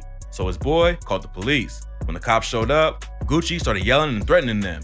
They booked him and also found weed and a gun on him. Sources close to him reported that Gucci was hospitalized after the arrest because he was having seizures from lean. Then, on December 3rd, 2013, he was charged with 2 counts of possessing a firearm as a convicted felon. He was facing up to 20 years in prison if convicted. Gucci was at the top of the rap game, but his substance abuse and other criminal behavior was about to destroy everything. In 2014, he accepted a plea deal that would keep him behind bars until late 2016. Getting locked up turned out to be the best possible outcome for Gucci. He quit lean and dropped 40 pounds in his first 2 months inside. Having his freedom taken away put everything into perspective. He wasn't locked up in a cushy white-collar kind of joint for celebrities. He was placed in a medium security prison that WAP called a place that's full of death, full of violence, full of despair. It motivated me to change my life because I'm never going back there. He ain't used his status as a celebrity to make things easier either. He told author Malcolm Gladwell, "I pride myself on just being a man. I didn't stand on the fact that I was a rapper. I stand on the fact that I'm Roderick Davis, the man, and I made everybody who dealt with me deal with me as Roderick Davis, the man." Which is why, you know, it's crazy you even point that out, Dandy, because I keep saying to myself, you know, I can't forget that Gucci was one of the first people everybody was like, yeah, that's a clone. That ain't the real damn Gucci. Everybody started pointing at the same Jim Carrey syndrome with him. That ain't the real goddamn Gucci. Look at that damn ice cream. Where the clone at? Like, it was certain shit that real people that knew him were just pointing out, like, yo, that ain't the real Gucci. We don't know who this nigga is, but that ain't the real goddamn Gucci. And then little nuances started coming out to where we started realizing that Keisha seems more like a handler than anything. Like, she controls everything with him. And I'm like, I get letting your wife take over everything, right? You're supposed to do certain shit like that in a sense, right?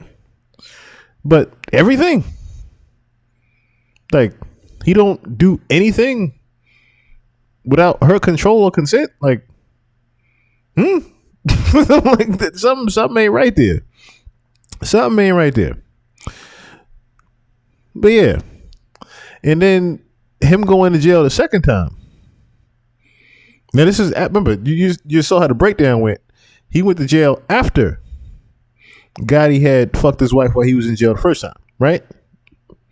So now I'm wondering, well, what happened this second time while he was in jail and she was out with Gotti? From the corrections officers, from the judge, from the lawyer, from federal prisoners. After he was released in May 2016, Gucci had a new shot at life. He was off the drugs, a new father, and 1017 was doing better than ever. But Yo Gotti was taking himself to the next level as well.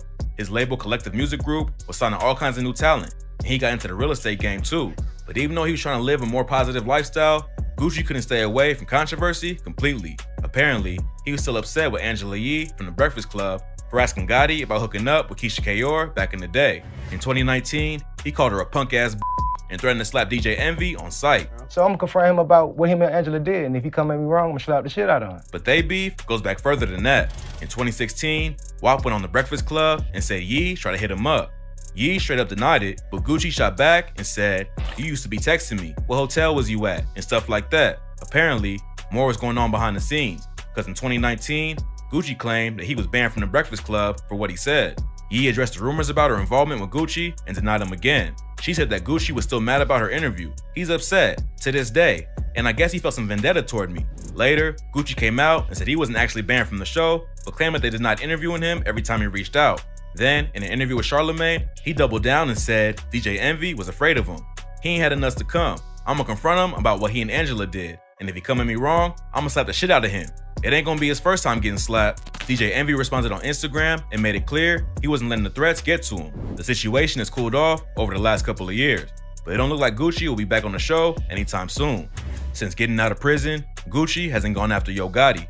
It ain't clear exactly where they stand with each other, but for right now, it don't seem like they actively beefing. Gotti always acted like there was never a real issue anyway. He only got really involved after Gucci wouldn't let it go. Even when Gotti talks about smashing Keisha Kayor, it wasn't like he brought it up to disrespect Gucci. He was just answering the question truthfully.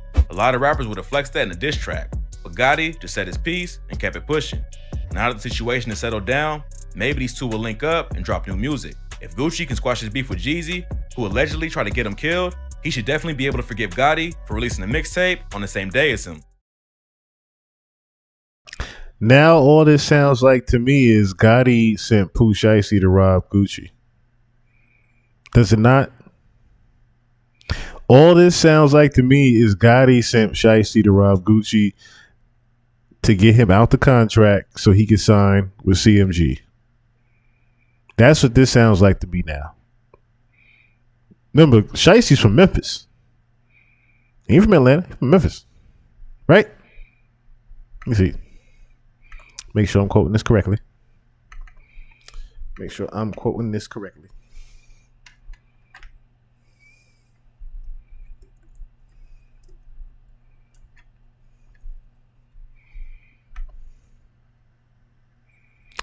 Do.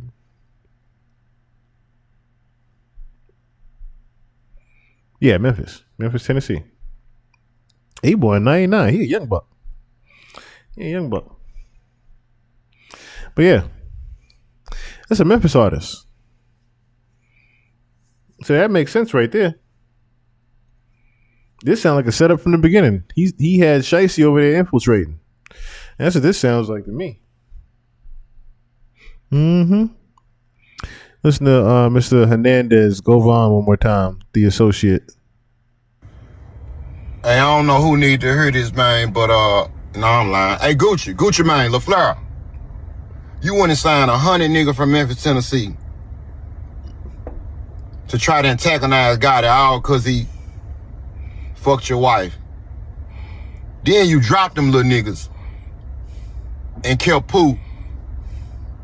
And not got it and took Pooh Shiesty from you. How I feel to have a Memphis nigga, man, take your wife and your #1 artist. You gotta tighten up, Gucci. All that goofy shit you were doing. Signing 100 nigga from Memphis, Tennessee, you ain't never heard them nigga mixtape. Just signing a nigga trying to antagonize a nigga. And you know we know about the other little shit that just happened too. Yeah, we gonna run that later on though, Gucci. She real shiesty around here, I see. Hey, y'all pray for Gucci, man, because this shit that's about to break, shit crazy. I wonder what else he's talking about now, though. I wonder what else is about to be exposed. This is when he called that. Before Gucci, before it was over with, Gucci said, he looked up and said, after he signed the papers, they made him sign the papers, he said, y'all know this ain't how this go. We still Yeah, gotta crazy. go to the lawyers and motherfucker told him, man, you gotta shut your shit up for a nigga shoot you on GP. Oh shit! Oh no! Hey, listen, a motherfucker, this how bad they disrespected him, man. Man, they went in his ear and took his earrings out, unscrewed him. No, what? Man, treated him like a real unscrewed him. They unscrewed the earrings. Unscrewed the earrings, nigga. So they took earrings. They took the wedding band off. Did Gucci take the wedding band off himself? Yeah, or did they rip it off his face? I'm wondering how physical they got with Gucci. Hey, Gucci followed instructions real well under pressure. I mean, I would too. Gucci came home and like they motivated me too because like, you know, I took notes from there like how he switched it up, how he toned up, you know, got fit, got his mind healthy, like took notes in there every way, so they motivated me to move how I'm moving like toward today too. So like he showed that. Roll of the dice. Shit. Shiesty, he home. He still on the label. 100%. Oh yeah. Shiesty, I got big plans for Shiesty, man. Yeah. That's what I've been waiting on, Shiesty. Yeah. So you know, we finna go up through there now. And Pooh finna come out too, and I got big plans for him too. I got just Be your own people. Be your own people. He thought it was all Gucci. Gucci thought it was all Gucci, huh? Wasn't Lotto one signed to Gucci? I'm not sure. I don't think so. I don't think Lotto was ever signed to Gucci. I think she was always doing her own thing with the label that she has right now. I think it's Jive or Virgin. That's why Atlanta missed Gucci because he was signing folks outside of Yeah, that makes sense. Some people in Atlanta wasn't really fucking with Gucci because he was signing people. I think Thug had said something about that, didn't he? Thug had said something about that, I believe. Where he wasn't really fucking with Gucci because Gucci wasn't pulling people on like that from the city. Drake was putting people on from the city.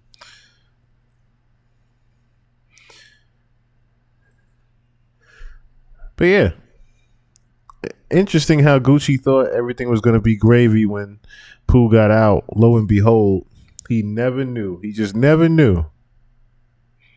Never knew what was really waiting for him. What was really waiting for him. So, before I read the court case, I was enlightened to find that Pooh Shiesty's dad, Latrell Williams Sr., is also a big-time gangster from Memphis. Pooh Shiesty was one of the biggest rappers in the game before he got caught up in an alleged robbery and shooting that has him facing 8 years in prison. But before he ever recorded a track or caught a case, his own pops was making moves in the streets and started his own record label. Today, we're looking at the wild story of Memphis legend Mob Boss, aka Pooh Shiesty's dad. Let's get right into it. Lontrell Williams Sr., aka Mob Boss, is a Memphis native from the south side of the city. Memphis is known for its food and music scene, but it's also one of the deadliest cities in America. The murder rate is damn near 7 times higher than the national average, and in South Memphis, any day could be your last. The savage environment has ended a lot of lives too early, but it also birthed some of the most talented rappers ever, like Yo Gotti and Young Dolph. Mob Boss is one of those dudes who was born into a bad situation and did whatever he could to survive. Not much is known about his early life, but the first time he made headlines was in 2004 after he was charged with accessory after the fact to a first-degree murder. Rebecca Glenn was a 24-year-old Memphis radio DJ who was murdered and robbed by a dude named Stanley Andrews. According to the police, Andrews broke into Glenn's apartment complex and started knocking on random doors. Tragically, when Glenn opened her door to see who was trying to get in, Andrews forced his way into the apartment and killed her. After the murder, Mob Boss and a woman named Marquita Thomas used Rebecca's credit cards, then helped Andrews sell some of her stolen possessions on the street. And later, they was both charged with accessory after the fact to first-degree murder and forgery. Rebecca Glenn's murder was so brutal and tragic that it shocked the community. Stanley Andrews' sister couldn't believe what happened. She was the one who dropped him off at the apartment complex that night because he was drunk and wanted to see his girlfriend, who was allegedly in the building. Andrews' sister told Action News 5 that he called her from jail and told her what happened, saying, from what he said, the lady, I guess, went off on him or something for knocking on her door. So he just snapped or whatever. But if rumors are true, this wasn't a random attack, but a targeted hit. Andrew's sister said she was shocked by what her brother did and told Action News 5, I still don't understand. I'm still thinking it's a dream because I could never think this in a million years. But after he was arrested, he ain't act like someone who just snapped and killed a random woman. His sister told reporters that he showed no remorse at all. According to rumors, Rebecca Glenn was actually killed over rap beef. Some people say that she was playing music from Yo Gotti on the radio, but refused to put on Mob Boss or anyone else from his label, Mob Ties Records. Mob Boss allegedly put a hit out on Glenn for the disrespect, but there's no real evidence to back these claims up. Yo Gotti was already a Memphis rap legend, but running the CMG label took things to the next level. With a roster full of some of the game's hottest rappers like Mozzie, Bo2 Doug, ESTG, and Moneybagg Yo, Gotti's become a certified legend. But back in the day, Mob Boss was trying to do the same thing with his Mob Ties label. Pooh Shiesty told Audio Mac in 2021 that watching his dad go hard in the studio helped him get to where he is today. Talking about Mob Boss, Shiesty said, he was on a CEO P type of level. He had his own record label called Mob Ties Records. I saw how they gotta get ready to go do shows. I been knew about tour buses and all that. The tour life. So did I literally just hear that there is a connection between Gotti and Pooh Shiesty's dad? Interesting. I was real young around that time, around 8 through 10, but I was learning how the studio works. I learned where the booth at, how the mic set up, how the sessions work. I was on the road with him when he had shows because he was booked up around that time. Mob Boss had some local success with his music, but never popped off like his son did. One reason his career ain't blow up is that he couldn't stay out of trouble with the law.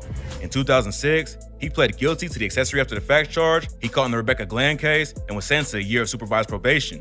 It seemed like he caught a lucky break with the light sentence, but a year later, he was arrested again and charged with being a felon in possession of a firearm and several drug offenses. The story of what went down was later told during a 2009 probation revocation hearing. Detective Catrell Robinson from the Memphis Police Department testified that he served a narcotics search warrant in July 2007. According to him, the apartment they were searching was a known drug spot that they had been monitoring for over a month. Here's what went down, according to his official testimony. He was the first man through the door, and as he started up the stairs, he saw a man run from the apartment on the left to an apartment on the right. As he proceeded forward, he heard the sound of breaking glass and people saying, "Go, man, go." Then, a massive 75-pound pit bull came around the corner and charged at Cottrell. So he shot it 3 times and then retreated back into the apartment's kitchen. Cottrell knew someone was in the kitchen and told him to come out with their hands up. About 15 seconds later, mob boss came out and was put in cuffs. Then cops saw a broken window and a shoe that was left on the kitchen floor, which told them that someone had jumped out. When they searched the apartment, the cops found 12.5 grams of cocaine, 8 pounds of weed, 2 scales, ammo, equipment to cook crack, and a Smith & Wesson on the couch. They also found $10,000 in mob boss's pocket. During the hearing, Detective Robinson revealed that it was actually mob boss's cousin, Rico Johnson, who was named on a search warrant. According to him, both of them was under investigation, but mob boss just wasn't officially listed. Most rappers just put on a tough image and claim they made it out the trenches just to sell records. But Pooh Shiesty is the opposite of those guys. He really comes from a wild environment and saw his own dad get his hands dirty. That's how Shiesty caught a robbery charge at 11 years old and then his first assault case at 14. Mob Boss and him allegedly even caught a case together at some point, but it ain't clear exactly what happened. Mob Boss also allegedly has ties with the legendary Memphis drug kingpin, Ronnie Woods, who started the Memphis Mob during the crack epidemic in the 80s. Woods basically ran Memphis for decades, operating a massive drug trafficking ring, using car washes and nightclubs to clean the money. Throughout the late 90s and early 2000s, he owned a spot called the Martini Room, where rappers, pro athletes, and drug dealers all hung out and partied. And at one point, he even dated Steve Harvey's wife. In 2019, Woods, his 2 brothers, and 35 other alleged Memphis Mob affiliates was all charged in a massive indictment.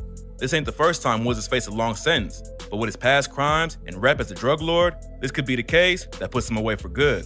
Early reports said that Mob Boss was named in the indictment too, but that don't seem to be the case. Even if he ain't facing legal issues of his own, he still has to worry about his son.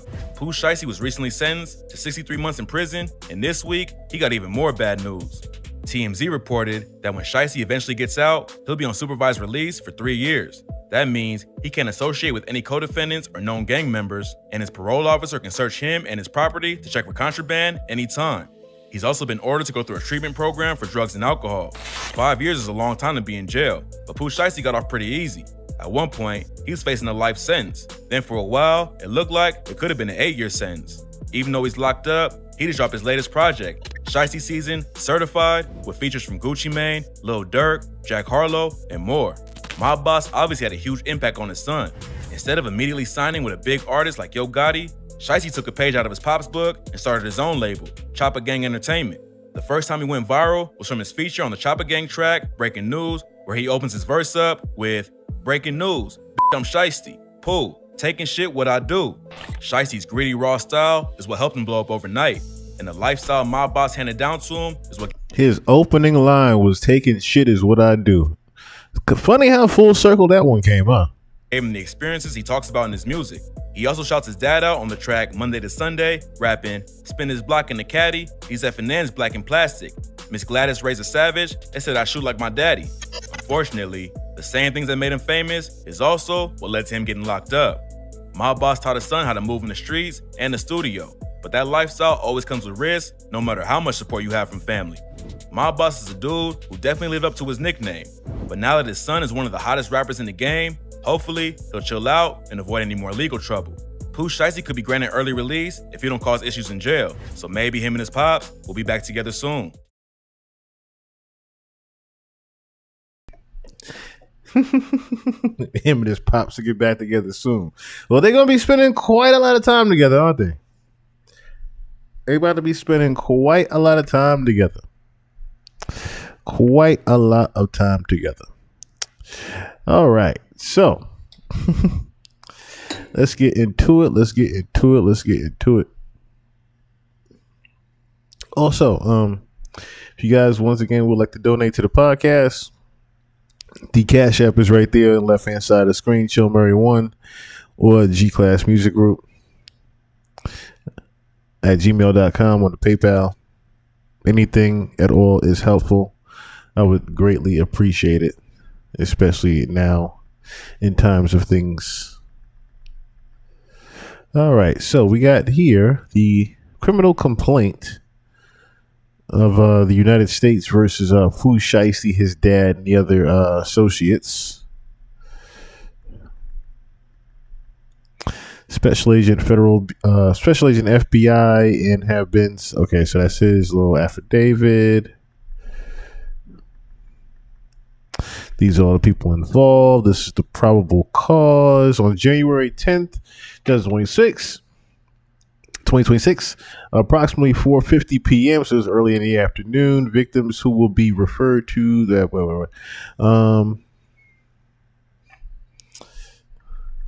Okay, so let me see. What is this? 4:50 p.m. Victims RD, MM, and BP were kidnapped and robbed. This is Roderick Davis. This RD. This RD is Roderick Davis. I'm not sure who these other two are, but I know this is Roderick Davis. This RD. Were kidnapped and robbed at gunpoint at a music studio located at Dallas Parkway. Okay, so they're referred to throughout this affidavit by their initials. Got it. Okay, so just remember, RD is Roderick Davis. That is Gucci Mane's real name.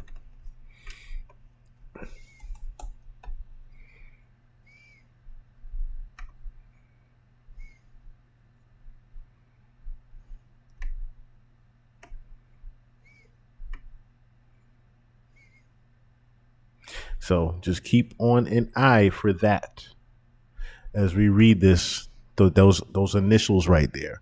So at approximately 1 p.m. 2026 on January 10th, the victims flew into Dallas, Texas, alongside Roderick Davis, head of security. We might as well say Gucci Mane, right? We just might as well say Gucci Mane there. Hereinafter referred to as CW, okay, and other security officer thereafter referred to as TD. I'm not sure why they had to protect the names like that, but I guess so.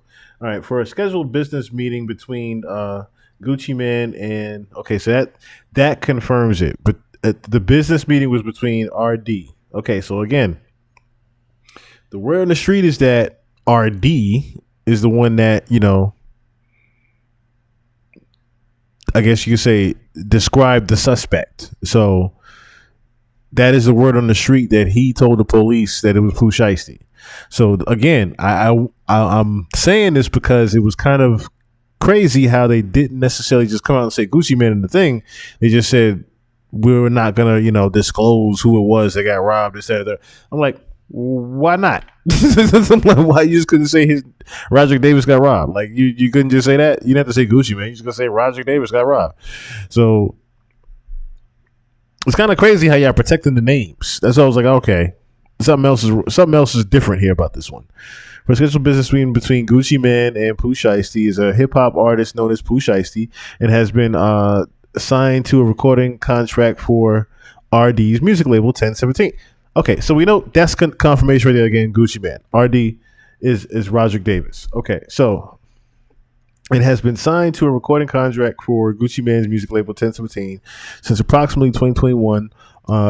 Gucci and Pooh were scheduled to meet because Pooh Shiesty was upset with the terms of his contract and wished to be released from his contractual obligations. So Pooh Shiesty had asked Gucci Mane to come to Dallas on this date so they could meet about business. So about 1:45, CW and TD, the security, and the victims arrived at the scheduled meeting location, a music recording studio located within a large office building. So when security and the victims entered the office building, they realized the recording studio, owned by an individual hereinafter referred to as JN, was closed. While they waited for the studio to open, the five went to the liquor store and purchased liquor in plastic red Solo cups before returning to the studio. Then Pooh Shiesty and his dad called JN multiple times on the day of the meeting. At approximately 2:53, JN answered the phone and learned that Pooh Shiesty's dad was attempting to book a recording studio that afternoon for Pooh Shiesty and Gucci to record music. At or around 3:15, JN opened a studio for Gucci, BP, and the security. Investigators later collected and reviewed surveillance video captured at another business located in the same office building on the same floor as the recording studio, which shows the dad outside the office building at approximately 3:27. And then there's the dad appears to be speaking with someone on his cell phone before entering the building at around 3:28. So there's Pooh Shiesty's dad here in this picture here. Then at around 3:39, an employee of the studio arrived to assist with production. When the employee arrived, then Pooh Shiesty and his dad were standing at the back door of the office building, engaged in what appeared to be an argument over the phone. Okay. So you said Shiesty and his dad were standing at the back door and they were arguing with each other over the phone. And they were saying that the dad had something to do with actually organizing this whole thing. So now I'm wondering if that's what the argument was actually over. Like maybe he didn't want to necessarily rob Gucci, but the dad made him do it anyway. That's what it sounds like here. So then 3:43, Shiesty and his dad, Waters, Rogers, Gibson, Glover, and McDaniel entered the east side. See, they fucked up and actually put the Waters part, right? So they're naming the last. Okay, wait, no. Oh, so this is the actual people that did the robbing. Okay, so this isn't the initial ones. Okay. Yeah, this is the initials. Okay, so Waters, Rogers, Gibson, Glover, McDaniel into the east side of the office building. The target suspects walked through the target suspects walked through the lobby area of the office building before going inside the studio.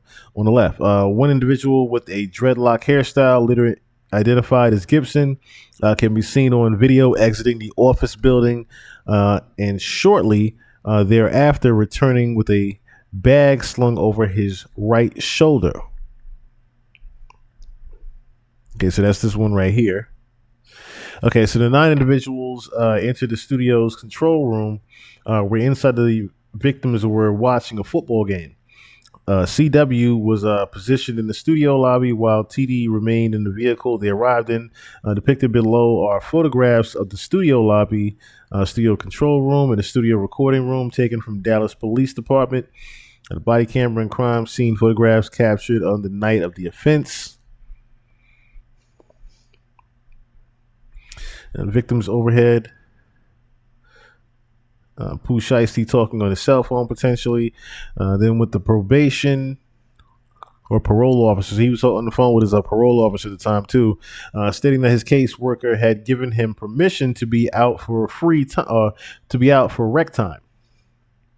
From what the victims could hear, Pooh Shiesty was informed that was not the case and he needed to return immediately. Pooh Shiesty agreed. Then Pooh Shiesty was wearing his ankle monitor, also leading the victims to believe that Pooh Shiesty was also on house arrest. So he did this shit while he was on house arrest as well. He wasn't supposed to be outside, let alone be in the studio doing all this. Oh, why ain't y'all tell me I ain't had the court case up? I'm sitting here reading it.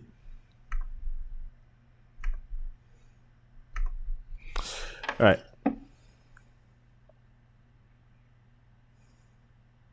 Where was that? Okay, so from the victims could hear, Pooh Shiesty was informed that it was not the case and he needed to return. Okay, so I read that part. So okay, so he was on house arrest while he was doing all this, and then it says Roderick Davis was Gucci Mane. Gucci Mane told Pooh Shiesty they could reschedule their studio session, but Pooh Shiesty requested to speak to Gucci privately in the attached recording room. Then Gucci agreed and entered the recording room with Pooh Shiesty and his dad and Wright. Meanwhile, MM and BP remained in the control room with the 6 other individuals and continued to watch the football game. BP offered to share the liquor they purchased with the targeted suspects, and at least 2 accepted, grabbed the red cups and making a drink. I believe they're going to release this studio footage as well. Inside the control room, Pooh Shiesty produced a purported contract termination or release paperwork from a bag and told Gucci to sign it. When Gucci declined, Pooh Shiesty became agitated and the pair started to argue. MM and BP could see inside the recording room and initially believed Gucci and Pooh Shiesty to be discussing business. But as MM saw the conversation intensifying, he texted CW, who was still in the music studio's lobby. As the argument inside the recording room ensued, Pooh Shiesty instructed Wright to get his bag. Wright complied, leaving the recording room before returning with the bag. Pooh Shiesty then pulled what appeared to be a black AK-style pistol. So he had a big AK-47 from the bag and pointed it at Gucci, demanding again that Gucci sign the contractual release paperwork.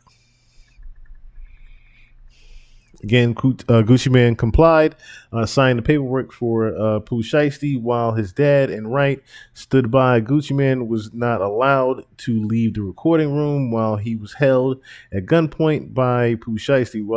Wright pulled out a cell phone and purported to record Gucci signing paperwork while being forced to say that he released Pooh Shiesty from the contract. After the release was signed, Pooh Shiesty took Gucci's wedding ring. Oh, damn. Took his wedding ring, watch, earrings, and cash.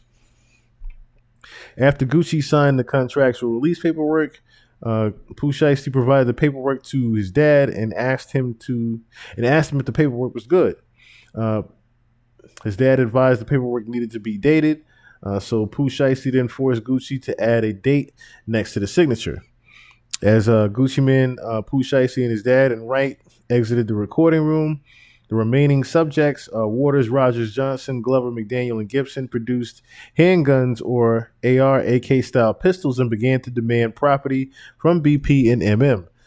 BP was pushed onto a couch in the control room.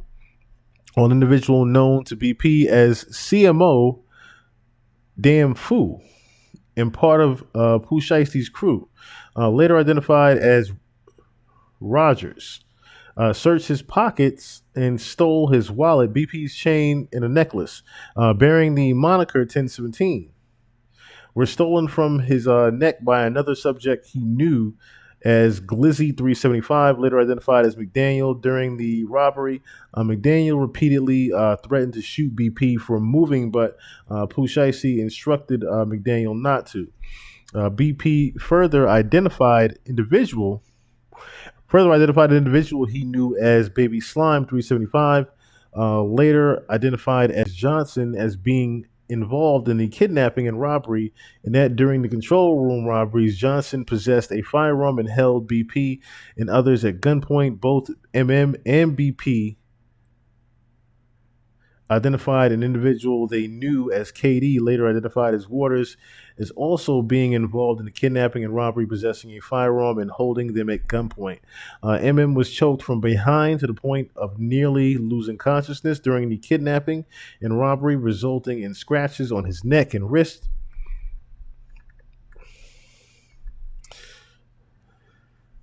MM was robbed of his Rolex watch, a Louis Vuitton bag containing multiple other high-dollar watches, Apple AirPod headphones, and his wallet at gunpoint by Glover. MM confirmed that his Louis bag, AirPods, and wallet each had an Apple AirTag attached to it as well. Wright walked over to the studio door to the lobby, closed it, and blocked it with his body, preventing the victims from leaving. CW and TD, with the security, the victims, security guards, watched Wright barricade the door and attempted to force their way into the control room, but were prevented from entering. With handguns drawn, CW and TD managed to partially open the door, but recognized that they were outnumbered by the armed target suspects. Gucci Mane was pushed onto the couch and into the control room, causing the victims to believe they were going to be executed. Pooh Shiesty placed the barrel of a firearm to the back of BP's head and ordered him and Gucci Mane to leave the control room in the studio through the west entrance of the office building. Gucci then instructed CW and TD to escort them to their vehicle. As the victims left, turned to Pooh Shiesty and asked him if they were really taking his watches. Based on later recovered surveillance video footage, the target suspects left the studio and the office building through the east entrance at approximately 4:48. It's them leaving with everything there. Exterior surveillance videos are recovered from a neighboring building showed a white Buick Enclave, a black Dodge Charger, so that's what you see down here, a black Dodge Charger Hellcat, and a black Dodge Ram with a distinct roll bar affixed to the bed of the truck, traveling northbound shortly after the kidnapping and robbery. They even put Gucci in the back of the truck? Oh, wow. Okay, so according to law enforcement databases, Wright's father, also named Rodney Wright, owns a 2020 Dodge Charger Hellcat bearing Tennessee license plate. Can't really say that, I guess. License plate readers, LPR, placed this Charger in Texas, including the Dallas-Fort Worth Metroplex, during the relevant time period, in particular at 218 scan on January 10th. Captured the Charger following in close proximity to a black Dodge Ram bearing Arkansas license plate. Can't say that. The Dodge Ram appears to have the same distinct roll bar at the Dodge Ram captured on surveillance video near the offense location later that afternoon. And LPR scans on around 5:04 had the Charger traveling in close proximity of white Buick Enclave bearing Texas license plates. Then the Enclave had returned with Hertz rental. Okay, so there was a rental pretty much. And on January 14th, investigators subpoenaed the Hertz Cooperation Hertz Rent-A-Car Service for information associated with the Enclave. And on January 14th, they had responded providing information that pretty much put them at the scene. We're going to skip this here because it's all just car information right here. So Pooh Shiesty Jr. electronic location monitoring. So Pooh Shiesty is currently serving a 63-month sentence for a violation of 18.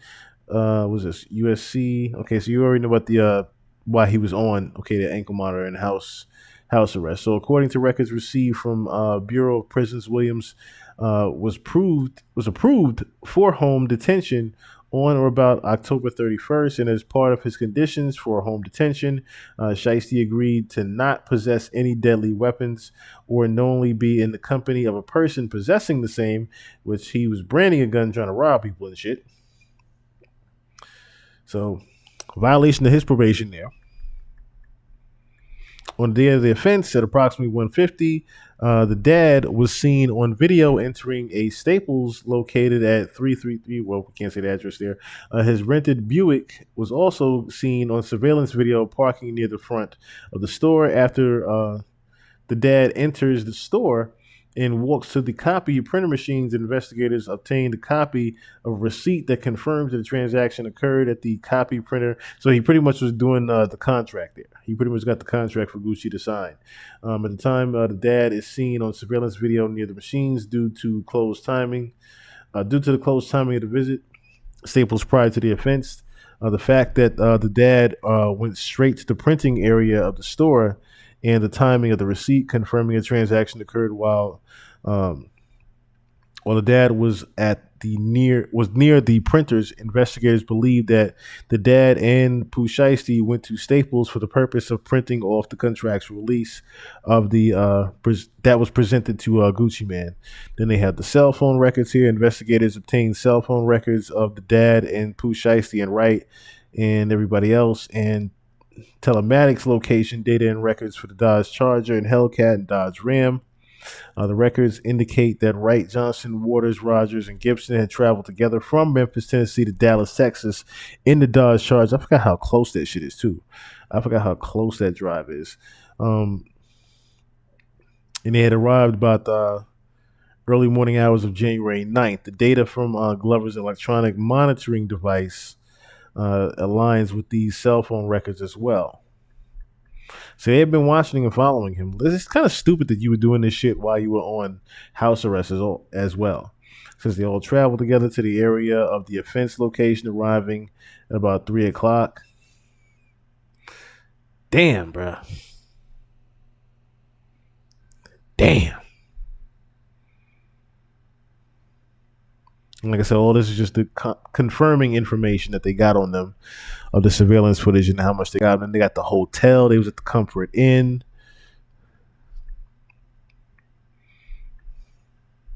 They got the footage of them there arriving at the hotel prior to.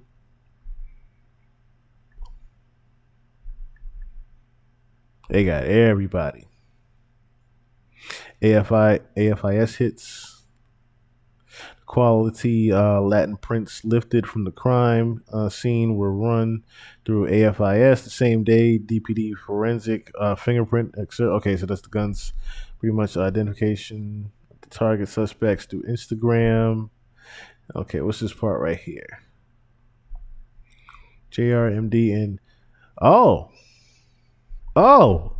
we have it. Here we go, folks. Here we go. MMBP and Gucci Man all personally knew Pooh Shiesty by both his legal name and the name under which he performs, Pooh Shiesty. Pooh Shiesty is a verified Instagram account, and the individual depicted throughout the account matches Pooh Shiesty. And it says right here, MM and Gucci Man, Roderick Davis, described Williams Jr. as wearing a black Nike brand Shiesty mask, black hooded shirt, and black pants during the offense. An online search of Williams Jr. matched the individual depicted throughout Pooh Shiesty. The victims identified the dad Instagram account. Mob Ties Global photographs of the account, the dad and Shiesty as father and son. It says right here, MM, BP, and Gucci Man all identified right. A well-known hip-hop artist, also known as Big 30, as present during the offense. MM and Gucci Man identified his Instagram account as CO Big 30, which is verified by Instagram. The account contains photographs of Wright Williams Jr. And investigators bruh. This verifies and confirms, as it says right there, RD. We know who RD is. That is Gucci Man. He described Pooh Shiesty. It says it right here. It says it right there in black and white. Gucci Man described Pooh Shiesty.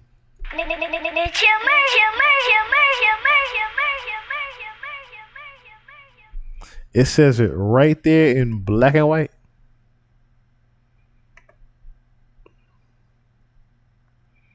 That's why they didn't want to say Gucci Man's name. That's why they didn't want to say his name. Says it right here again. Roderick Davis, all identified right.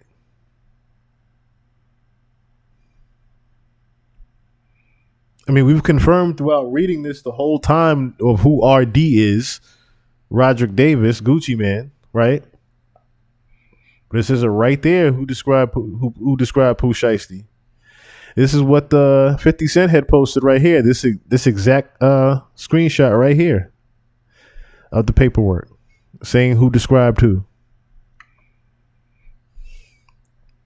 Oh, Sookie now. So they described a Facebook account associated with Wright depicting him and Pooh Shiesty in Waters.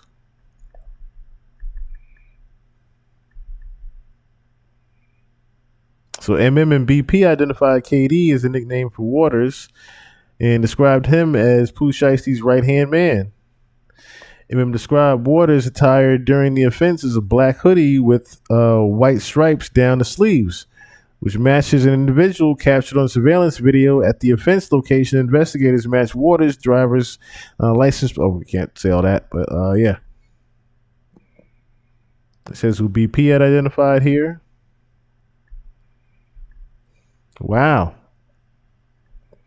Wow, y'all. We saw it right there in black and white. Gucci Man did describe who did it. Does that count as snitching? Right? Does that count as snitching? Especially when I guess it does, right? When you're saying that you're on video saying that you didn't tell the police anything, but you did. You had described the Gucci.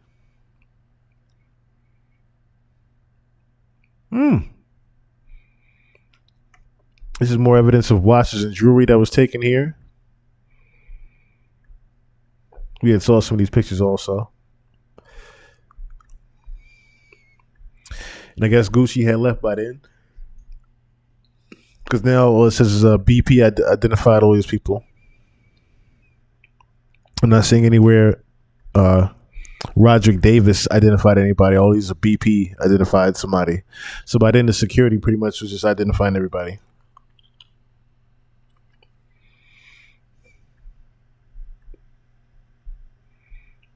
And this is all their names and things that they've been through throughout the years.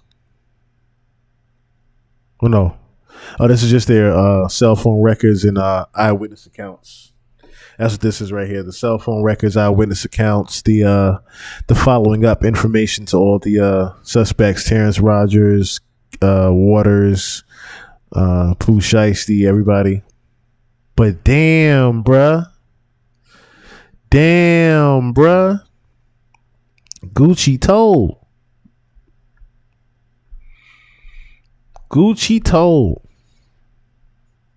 Says Roderick Davis described Williams Jr.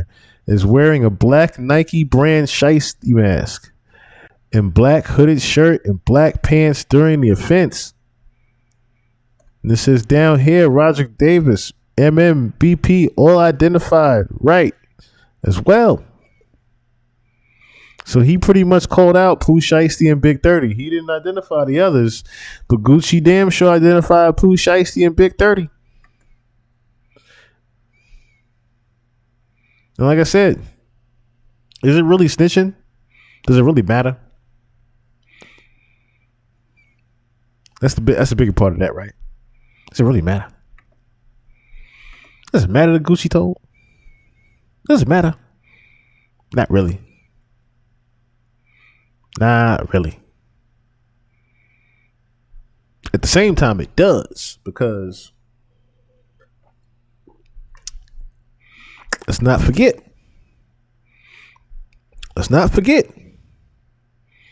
what your initial response was, Mr. Gucci.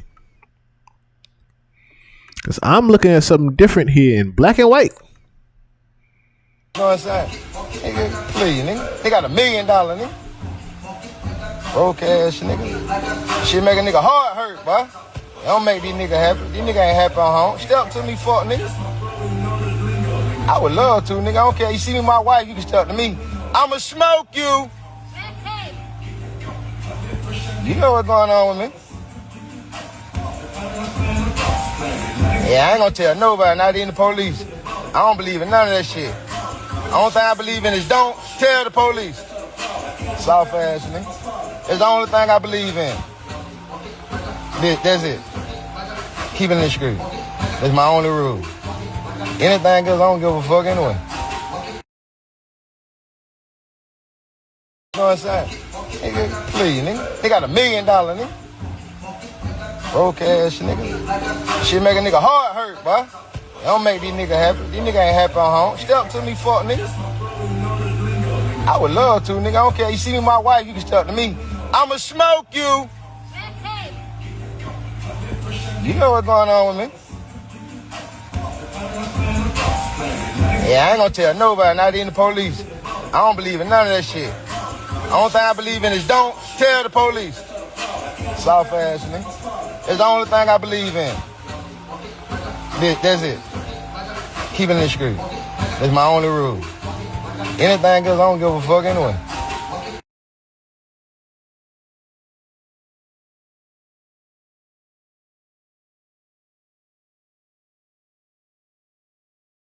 Damn, Gucci. In 4K, brother. Swayze World, what's going on? If you're just tuning in, I'll play it one more time for y'all. Gucci snitched. You know what I'm saying? Nigga, please, nigga. They got $1 million, nigga. Broke ass nigga. Shit make a nigga heart hurt, boy. It don't make these niggas happy. These niggas ain't happy on home. Step to me, fuck nigga. I would love to, nigga. I don't care. You see me, my wife, you can step to me. I'ma smoke you. You know what's going on with me. Yeah, I ain't gonna tell nobody, not even the police. I don't believe in none of that shit. The only thing I believe in is don't tell the police. Soft ass nigga. It's the only thing I believe in. That's it. Keeping it discreet. That's my only rule. It said right there in black and white, Roderick Davis described Pooh Shiesty as wearing a black Nike brand Shiesty mask. Like I said, this is why I said keep in mind of that name, Roderick Delonte Davis. When we read this, I said I know who initials that is. I said that's RD. I said that is Roderick Davis. That is Gucci Mane. And the whole time I'm reading this, they even, like I said, more confirmation of it when they said Pooh Shiesty was signed to RD's label 1017. I'm like, well, who else has the initials RD with a label 1017 but Gucci Mane? So we confirmed who the initials RD is, and to see RD described Williams Jr. as wearing a black Nike brand Shiesty mask, black hooded shirt, and black pants during the offense. He also, him, MM, and BP, and Gucci all identified Wright, a well-known hip-hop artist, also known as Big 30.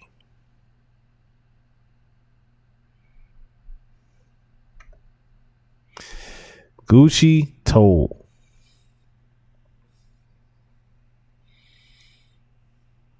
He talking about something that hurts my heart. It's hurting the streets too to see this. Excuse me. It's hurting the streets to see this. For sure.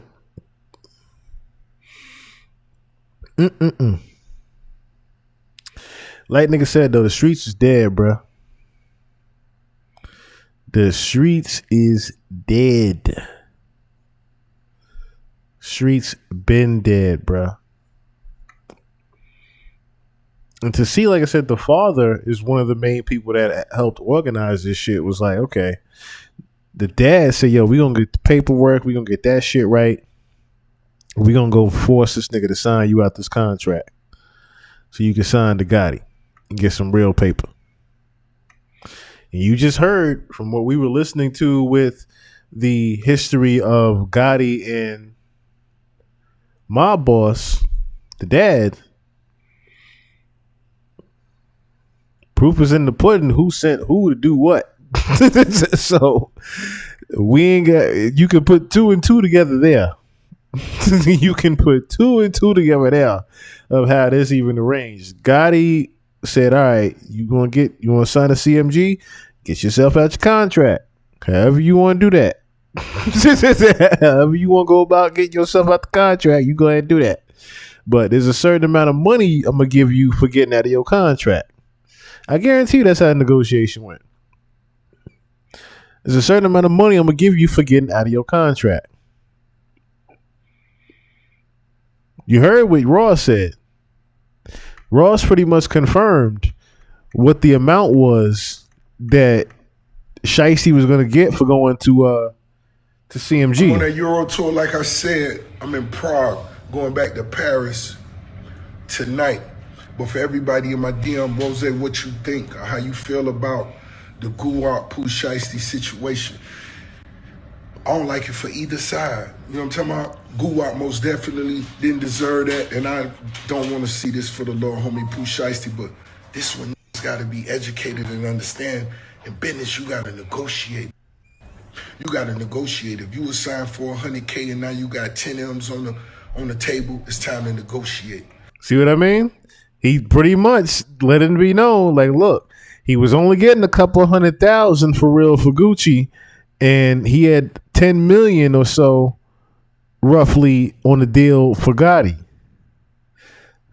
So I now it puts more context to why someone would come into the studio with guns and rob everybody when they have $10 million on the line. So all this, and that's probably what I'm putting the caption to, 10 M's. 10 M's is on the table versus this little 500,000. I don't know about you. This is what Shicey's saying. I don't know about you, but I want that 10 mil. And to get that 10 mil, I'm going to get about this contract. I can see how Shicey was thinking. I can see what the dad was thinking. 10 mil? Let's get Gucci over here now and get about this contract. However he want to go about it. The lawyer's going to say so. You heard what whatchamacallit said. The lawyer's going to say something. Man, get me out this goddamn contract right now.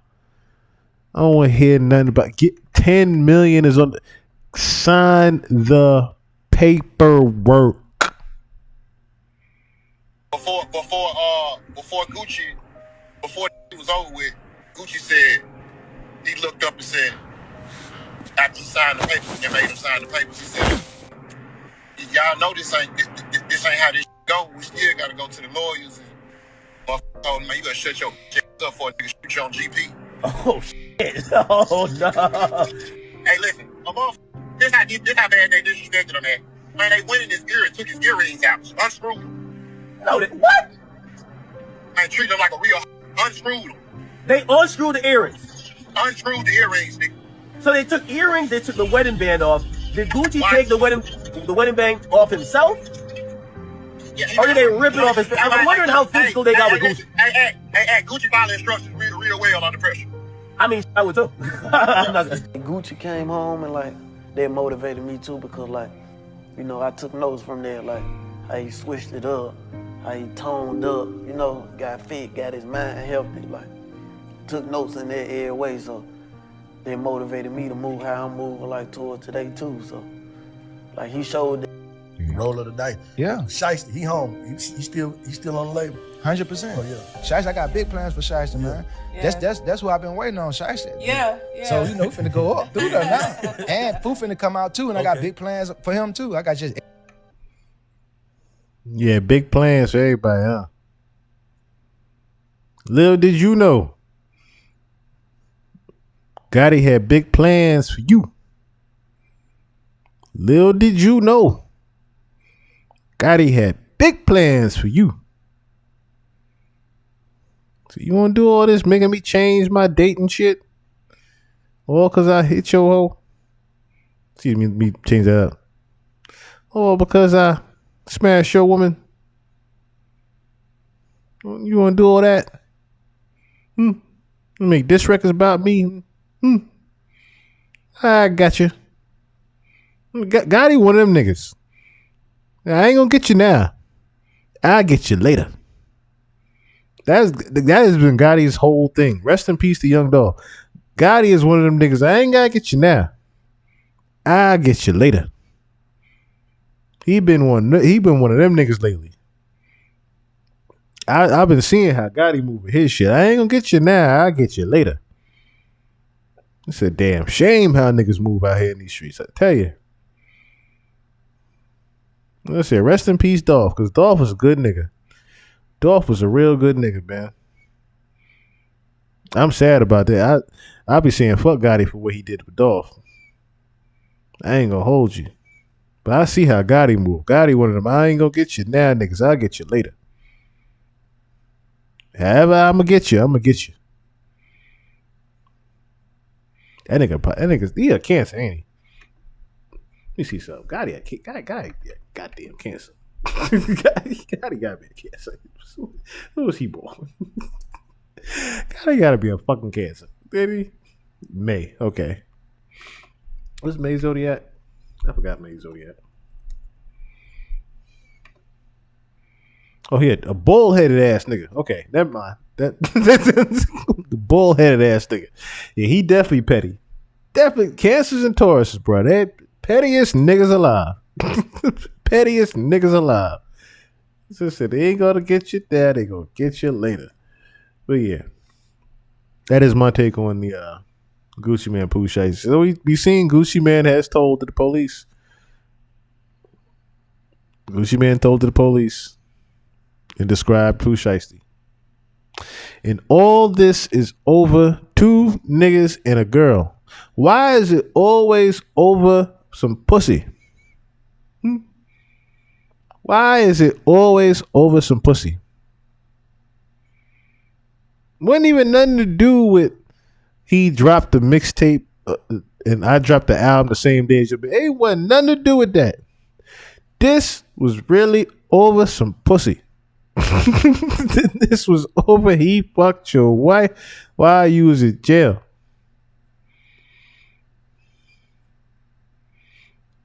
This is what it's all about. It's always over some pussy. Niggas always going to jail, fighting, kill each other over some dead pussy. If it ain't the money, it's over the pussy. It's always over pussy. Yeah, you damn Taurus.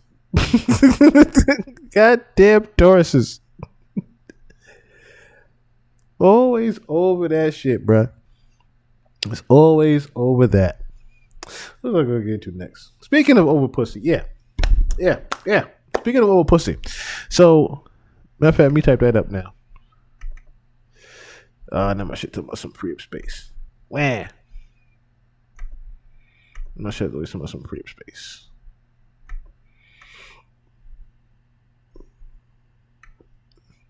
Let me close some of these up.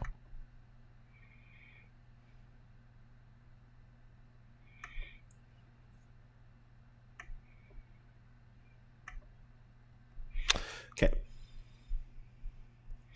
That way, this shit ain't gotta keep harassing me about space.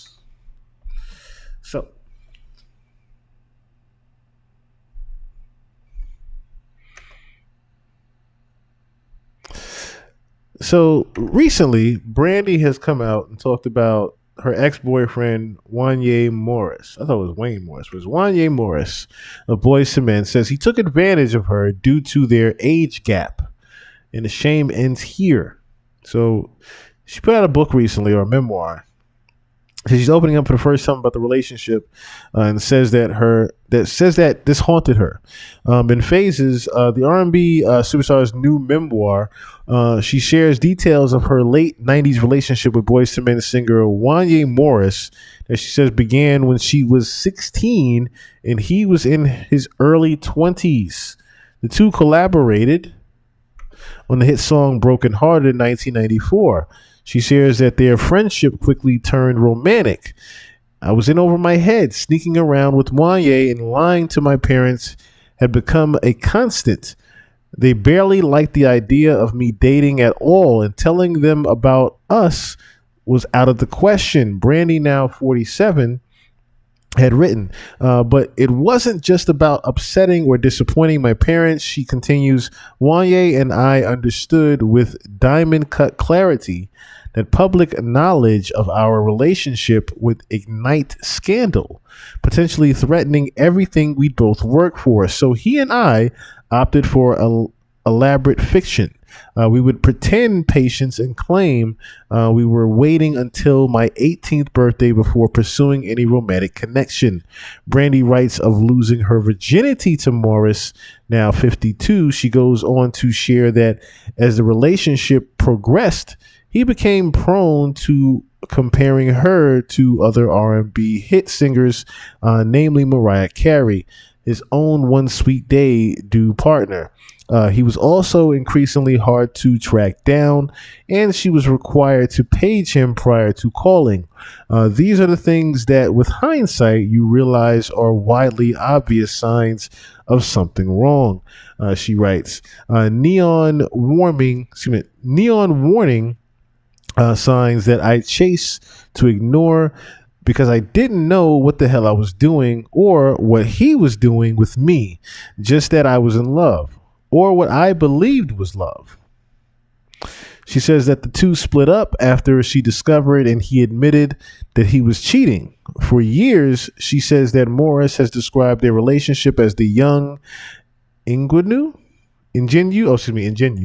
having a schoolgirl crush, and that's a weird, wild way to put that one. Having a schoolgirl crush and getting her heart broken, but that's not the case, she says. I believe he took advantage. The shame ends here. The silence ends here. She adds of coming to terms with the feeling that she was manipulated into and throughout the relationship. I was not a fast girl with a crush. I was not a dramatic teenager who couldn't handle rejection. I was not an unstable, obsessive fan. I was a child. He was an adult. And it's time the world understood the difference. Kind of crazy she's coming out with this information now, making him look like a pedo. Representatives for Morris did not immediately return people's requests for a comment. Over the years, the singer has spoken out about the relationship, including during a 2021 live social media post where he shared, "We were young. You're young and when you're young and you fall in love," he added, "as time progressed, we grew out of each other. She grew out of me and I grew out of her. I might have grown out of her a little bit faster." So I want to look at real quick a timeline video of this actual relationship. But this is pretty damn funny, especially when certain flings of record label artists get in the way of this one. But this was pretty damn funny. I ain't gonna hold you. Excuse me.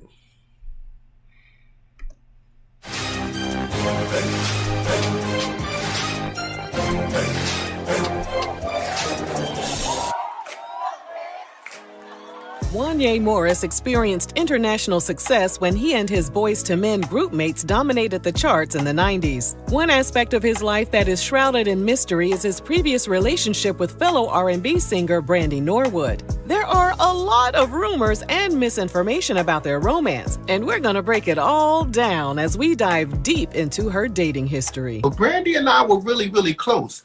Once she turned of age, we had been hanging around each other so much. We've been hanging around each other so much that there became to be some sort of connection, an intimate connection. She said she was 15 and she had to keep it a secret because she was so young. See, we did the thing. We did the thing when she was like 16, 17, around that time, you know.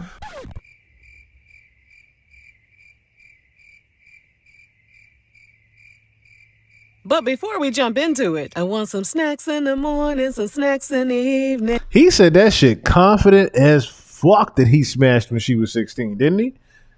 Like, this is how acceptable it was for these dudes to be such creeps early in the 90s.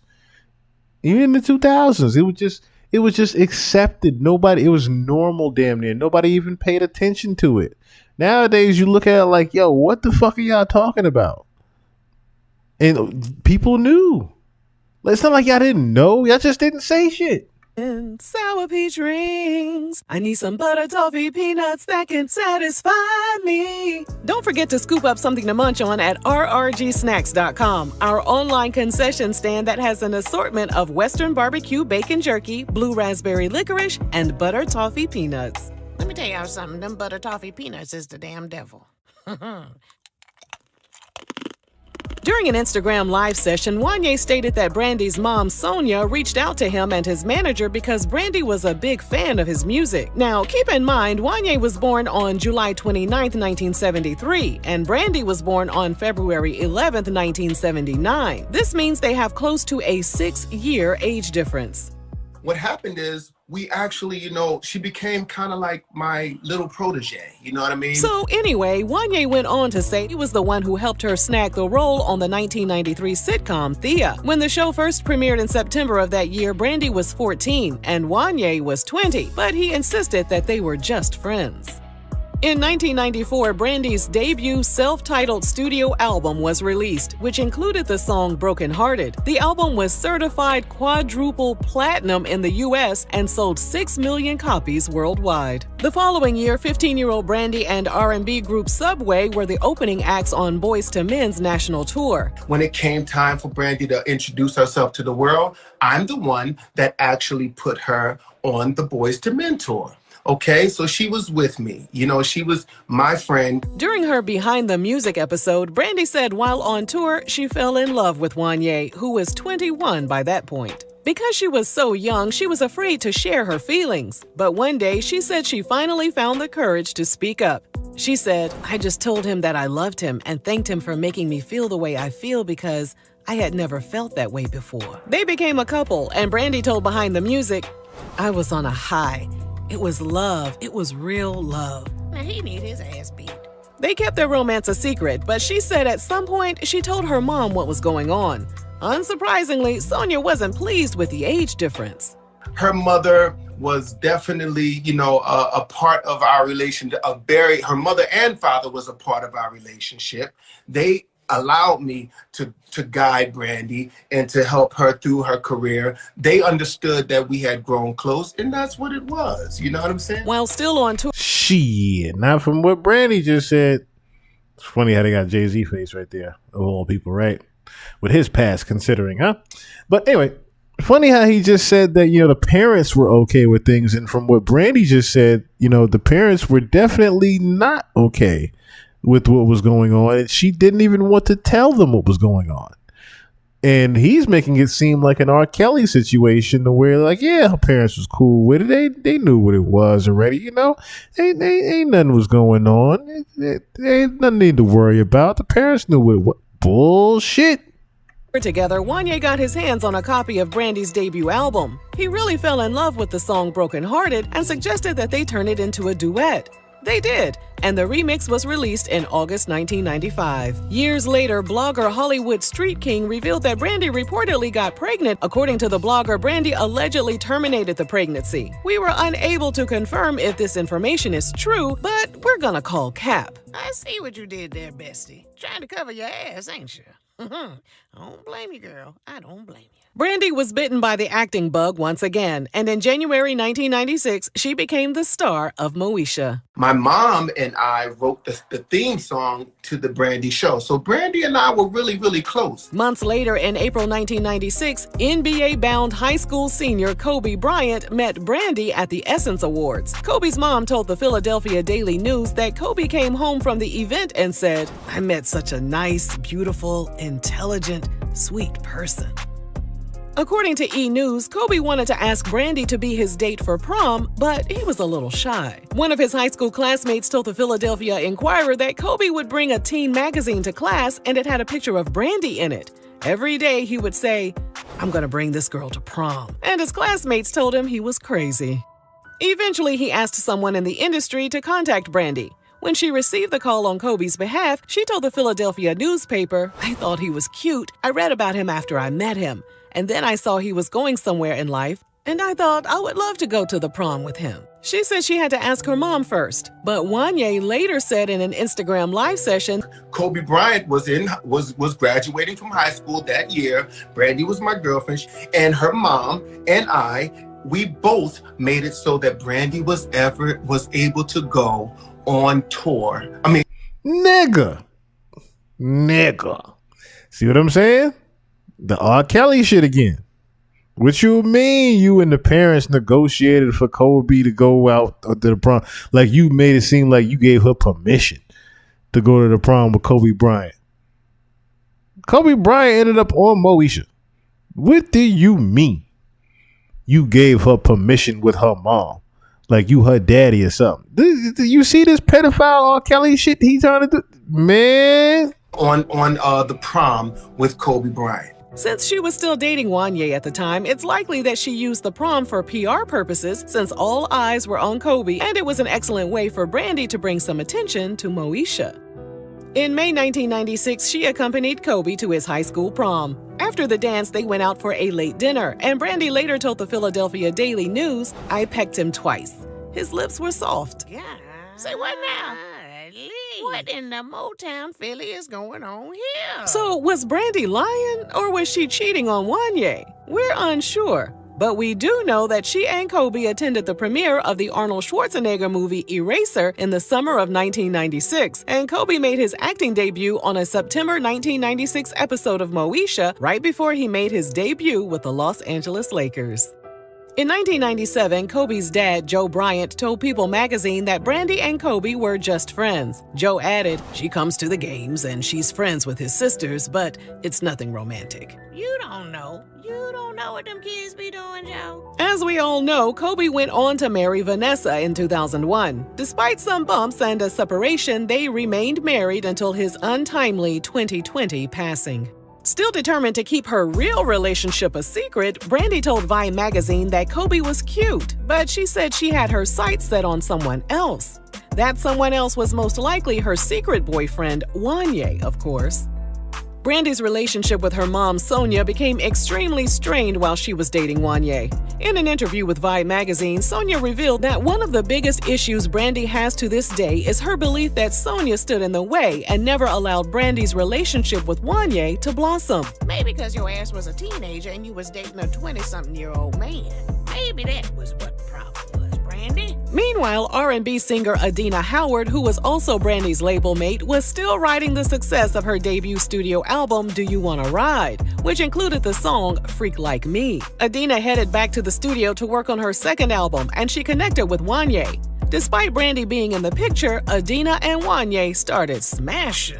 See that, Brandy? Your mama know. Your mama knew. He was too old for your ass. Wanye met Adina, and it's on and popping. When you meet Adina, it's on and popping. Atlantic Records executive Sylvia Rohn told Adina to focus on her career and to leave Wanye alone. However, Adina didn't listen, and she continued to allow Wanye to smash her cheeks to smithereens. That sounds fun as hell. Brandy even said her behind the music that you brought. I mean, we were talking about I need a freak in the evening, a freak in the morning, just like man. We talking about Adina Howard. We talking about Adina Howard now. 90. We talking about listen, hold on. Listen. We got to put this into proper context of who we are talking about here. Okay? We are talking about Adina Howard. Listen. I understand Wanye. I understand my brother. Listen. We talking about 17-year-old pussy versus some at the time, some 20-year-old veteran pussy. Okay? A little different. It's a little different. Okay? I understand, Wanye. I completely understand. Okay? That's all I'm saying. You ain't got to nobody to explain why you did that to Brandy, okay? You don't have to explain that one at all. Lord have mercy. Anywho. Broke her heart because you fell in love with somebody else. I mean, you only fall in love with somebody. You only fall out of love with somebody else if somebody makes you fall out of love. This ninja got a lot of damn nerve. He ain't trying to take no kind of accountability, huh? I guess you just slipped and fell off in it, huh? Okay. According to Adina's Unsung episode, Wendy Williams discovered the messy love triangle, so she called Adina. Adina opened up like she normally would, except for she had some choice words in there for Sylvia and for Brandy. Well, that pissed Sylvia off. When Sylvia found out Adina was talking smack, she canceled the release date of Adina's second album. That's what her ass gets. Get to stepping. Brandy told Behind the Music that her 2-year relationship with Wanye fell apart in 1997 after he fell in love with someone else. That someone else was Adina, of course. While she was still dealing with the breakup, Brandy still had to film episodes of Moesha. According to ABC, the pressure to look perfect caused Brandy to stop eating. Her weight plunged to 105 pounds. Brandy said, "It was destroying me, but I looked great, and that's what mattered." For whatever reason, a grown-ass man dating a teenager didn't ruffle too many feathers back in the 90s. And as more and more people became aware of Brandy and Wanye's past romance, Wanye has attempted to defend himself. During a 2021 Instagram live session, Wanye discussed the relationship as if it were no big deal. He described them as both being young, and he reiterated that he waited for Brandy to come of age before their friendship turned intimate. But Brandy and I were really, really close. Once she turned of age, we had been hanging around each other so much, we actually fell in love. Now, we were young. You know, she was my friend, and we became intimate in a relationship. There's no lie going on here. You can ask Brandy. She will tell you the same story. Relax on what you think, because I know, because I lived it, and so did Brandy. As time progressed, we grew out of each other. Yes, it was a hurtful thing. It was a hurtful thing to break up. That's what happens. You're in a relationship, and then you break up. She grew out of me, and I grew out of her. Might have grown out of her a little bit faster, but you know, it's a relationship. You're young and you make decisions. But years prior, he goofed up during an interview with The Breakfast Club, where he admitted Brandy was 15 when they started dating. She said she was 15 and she had to keep it a secret because she was so young. See, we did the thing. We did the thing when she was like 16, 17, around that time, you know. You was so you were still a boy too. You I wasn't old. I wasn't too like yet. 38 years old, nothing like that. I was old enough to she was old enough to get it. Okay. But was it legal in the state y'all was in? I mean, we was always in different states. We was on tour. As of this video, some sources state he has close to 8 children by multiple women. His sons are following in his footsteps with their singing group called One More. Shawty, don't you go far for me. Set it off for me. Off for me, yeah. Baby. But according to Wanye, his relationship with them and their mother is strained. Sound like you dodged a bullet to me, Brandy. Your mama knew. Sonia knew, honey. Okay. Sonia sound like a name that know, don't it? Miss Sonia. Miss Sonia. Yep. She ain't never been no joke. As for Brandy, she attempted to give Love another shot by dating the rapper Mace. However, she told Vibe magazine he wasn't focused enough. She added, "He couldn't take me serious, and I couldn't take him serious." From there, she met a guy who wasn't in the industry. According to Vibe magazine, his jealousy destroyed everything. Brandy said, "I felt like he hated me for being me." During one incident at her apartment, he stood. I noticed Brandy wasn't getting passed around. I don't know why I got muted there. But I noticed Brandy was not getting passed around. She pretty much was taking her time with a lot of people. Why did the volume just cut there? Why did the volume just cut? I guess it'll come back.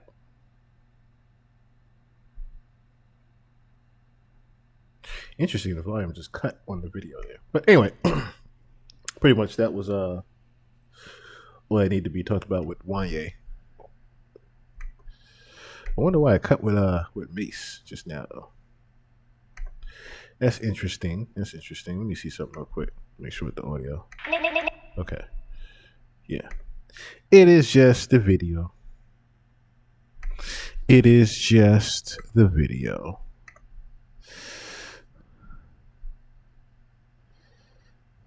Let me see.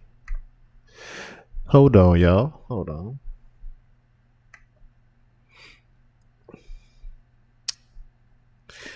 Hold on.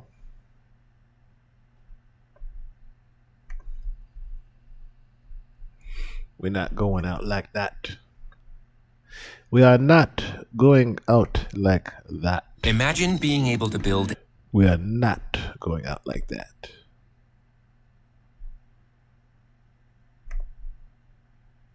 So I see it was just an audio problem here. I mean, it was on the way of being done, but... Source alleged that in response, Brandy started taking 3 or 4 different pills and returned to the set of Moesha looking thin as a rail. Moesha ended in 2001, and Brandy told ABC she dumped her toxic boyfriend, became a vegetarian, and fired her mom as her manager to mend their relationship. She began working on her third album with some help from producer Rodney Darkchild Jerkins. While recording, she became romantically involved with Rodney's cousin, Robert Smith. Vibe magazine reported Brandy and Robert quickly got married soon after meeting. Nothing was going to stop Brandy and Robert's love from flourishing, though. She told the magazine, "I felt like, to him, nothing else mattered but me. And I love that feeling because I hadn't felt like that with anybody." Didn't she say the same thing about Wanye? I'm just asking. In 2002, her album Full Moon was released. That same year, Brandy gave birth to their daughter. 1 year later, their relationship was over, and it was reported that Brandy and Robert had separated. Brandy moved on with basketball player Quentin Richardson, and while promoting her fourth album, her ex Robert decided to tell the truth about their relationship. Lord, here we go. Here we go. In an interview with Wendy Williams' radio show in July 2004, Robert admitted he and Brandy were never legally married. And then he went to another radio station and said that Brandy was always his jump off. Yeah. Oh, wow.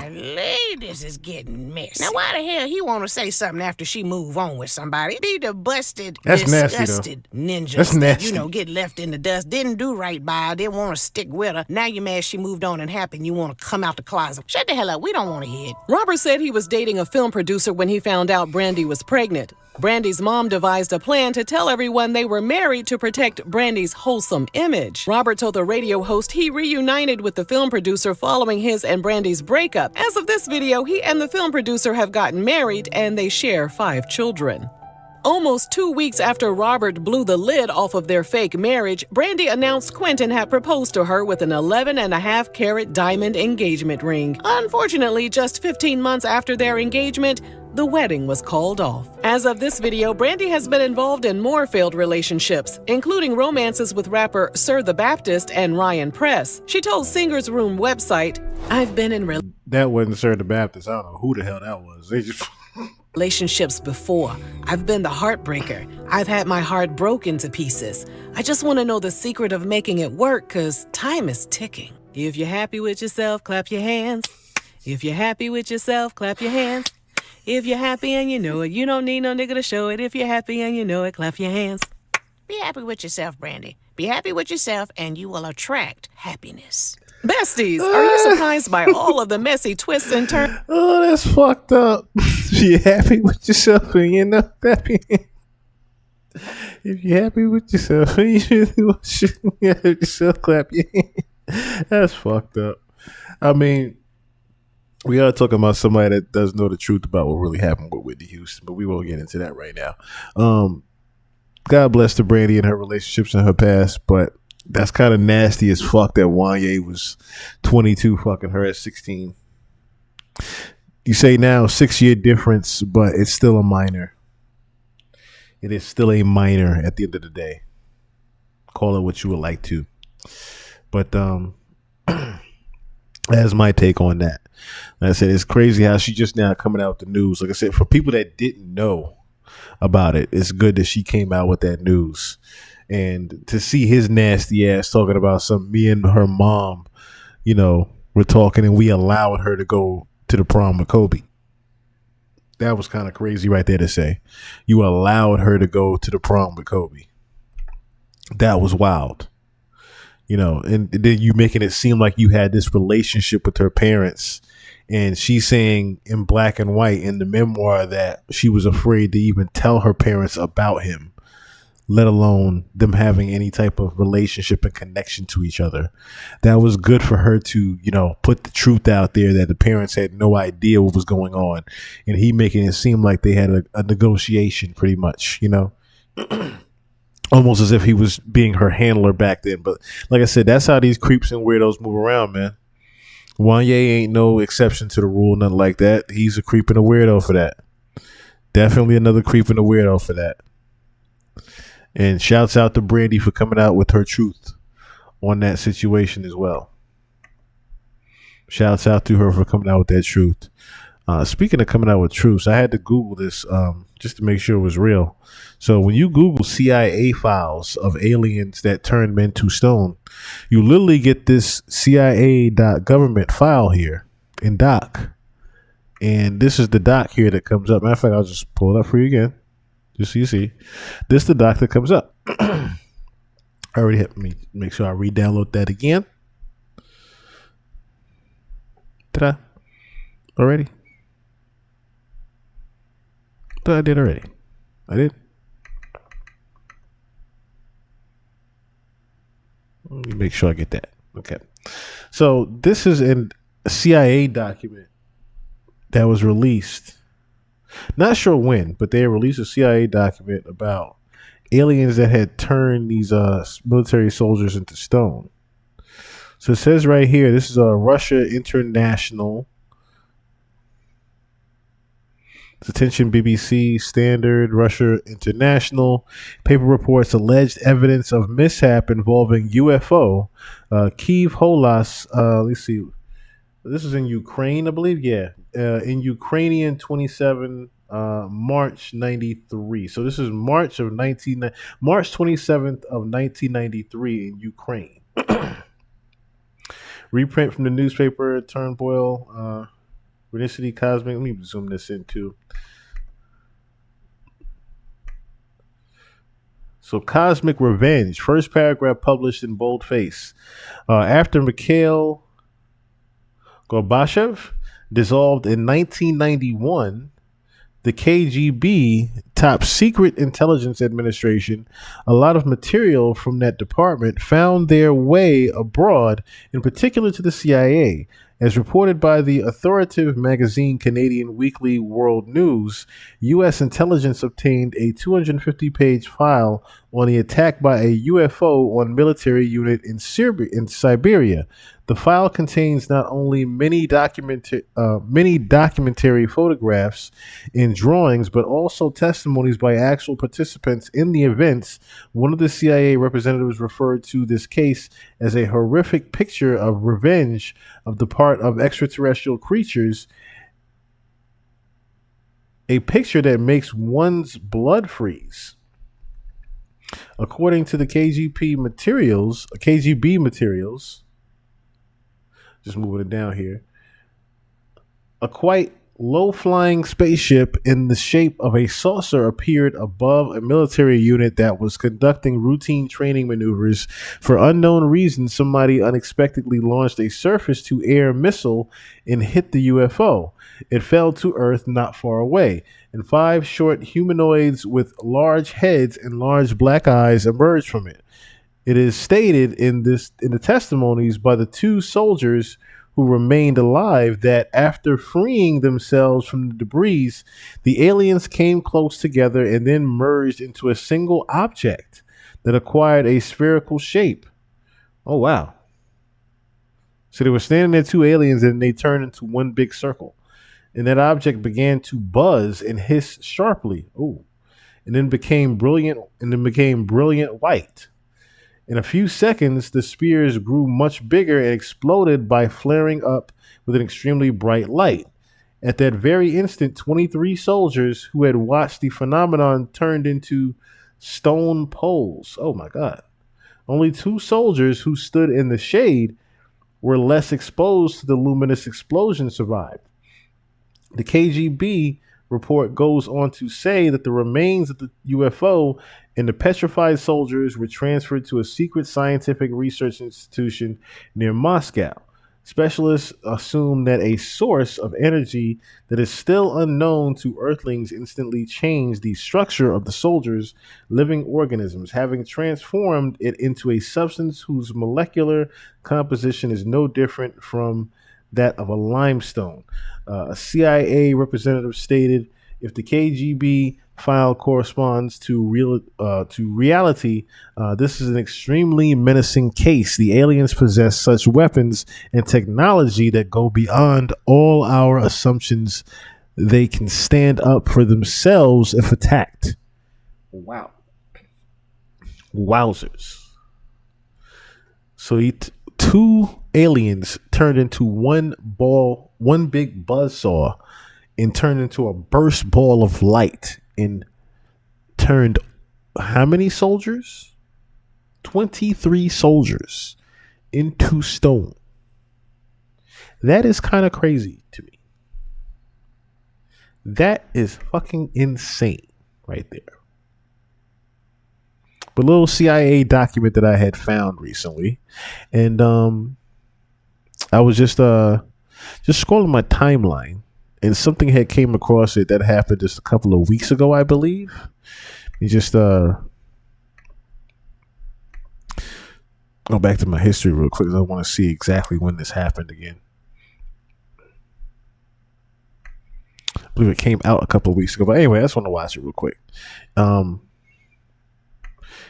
Pretty much, well, this is gonna be a how the story came about is kind of funny, but what it is not. So, police had pretty much stopped a woman from being dismembered in a basement. Yeah, it's that crazy. It gets that crazy with this one. Turn those cameras off, please. Well, what's going on? Can you please turn the cameras off? You have to give me a reason, and I can't. I don't know anything about you. All right, I'm just saying y'all can't be here. Y'all making my spot hot. All right. Well, that doesn't make any sense. I don't. It don't even make sense to y'all. She made a complaint. It says somebody was in the basement and they were injured. Man, y'all gotta go. Y'all gotta go. Well, I gotta ask. I mean, because you're making me. No, sir. Well, you're making me a little suspicious now. When officers arrive at the scene of a potential kidnapping in Cleveland, Ohio, they're met with a homeowner who says their very presence is putting his life in danger. There's nothing. So we were told that the lady's tied up in the basement. There ain't nobody tied up in the basement. Can we look? No, but why not? Because I say so. Well, why wouldn't I call him? Listen, will you stop talking for a moment? I can't, bro. My life is on the fucking line. Who's on the line? All you had to do was talk to us. You're the one who came outside. Y'all don't know what's going on. Kickstarting a challenging investigation that'll take days before they make a horrifying discovery they'll never forget. He stabbed her in her right arm, which is on the pictures. She's bound up naked. She's naked in front of the fireplace, like tied with like zip ties. You can see her writing with a pencil and a piece of paper. He stabbed her in the right arm and he beat her so bad she couldn't open her eyes. Bill Kiley said he kept feeding her crack.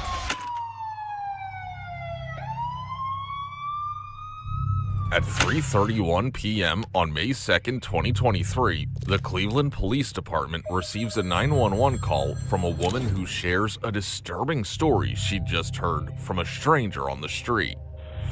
911, dispatcher Kilbane, Janine, please fire an ambulance. Please. What's the address or location? I'm sorry. What's the address or location? 3177 West 97th Street. Okay, 3177 West 97th. What's going on? A girl just ran out to me out the house. She said that it's a lady in there. The guy's beating her with a gun and stuff, an older lady. She said that she physically seen the lady. Okay, where are you at? I'm on the street. Following the call, officers are immediately dispatched to the scene of the potential crime, only to find an eerie silence and no visible evidence of any disturbance. Police.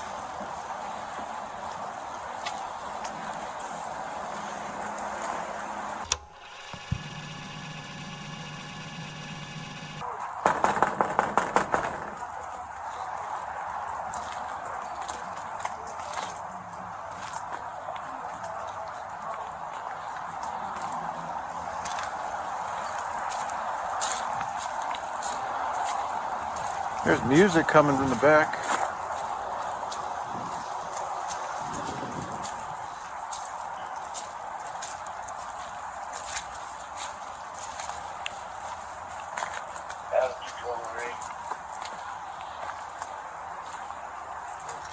Hello?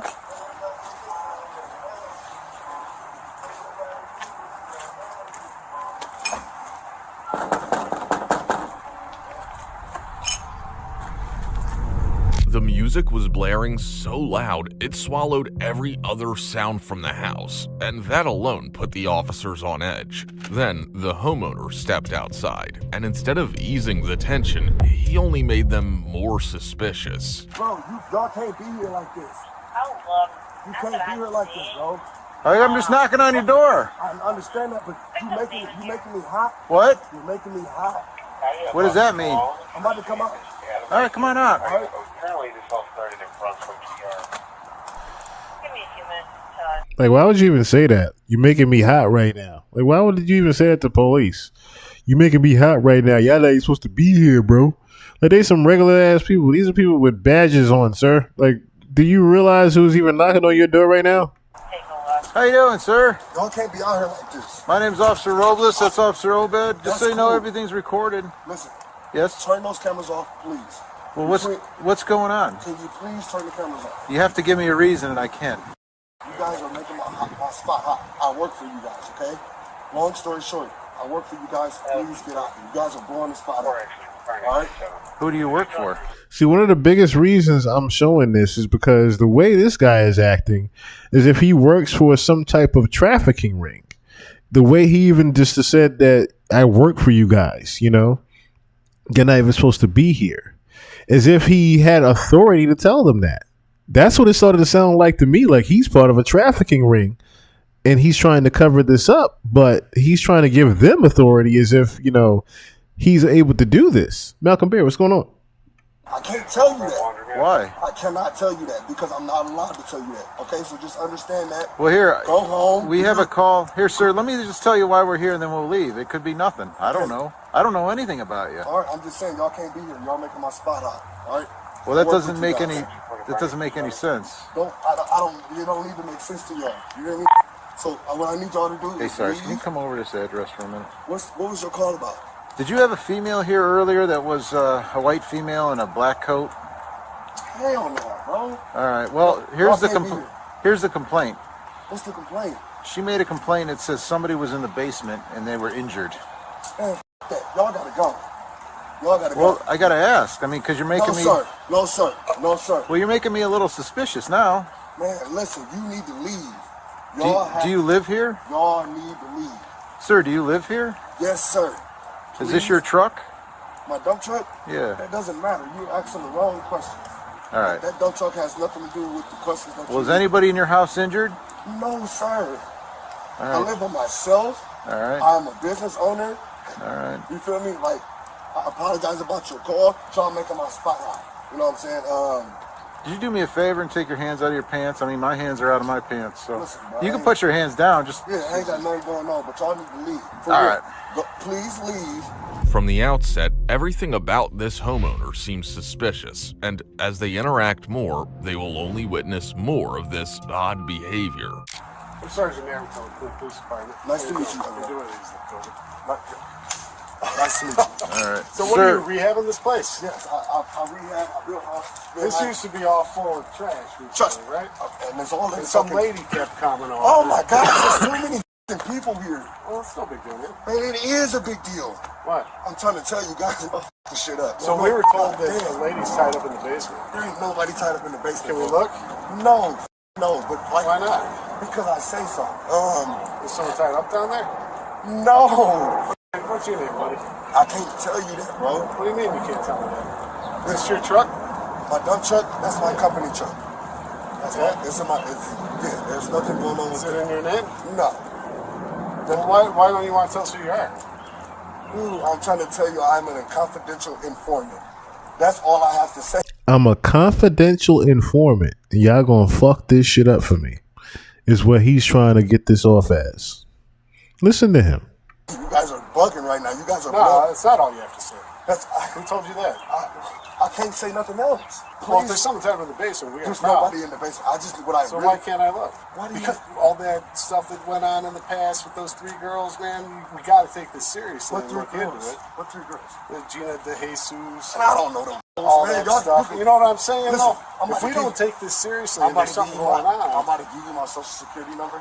Oh, yeah. Stop. Please don't do that. Please We're not going in without you. Yeah, you can't do that. Tell him please not to do that. Do what? I'm not going in there. All right, that's fine. That's fine. Sergeant, please tell him not Back to up. do that. He's not going. Okay, I'm gonna give you my social security number. I want you to run it. His extreme desperation to not let anyone inside his home was raising plenty of red flags. Exactly, and now you didn't give them plenty of probable cause for them to get a search warrant and come right back to the house that day. But for now, the officers were more concerned with verifying his claims. What's the first thing you said to me when I knocked on the door? What do you want? No. What was the first thing I said to you? You said you're making my place hot. Exactly. So you don't find that weird? No. Most people just say hello or how you doing or Listen, what's I'm going being on. honest with you. I'm telling you everything my detective told me to tell you all. Who's the detective?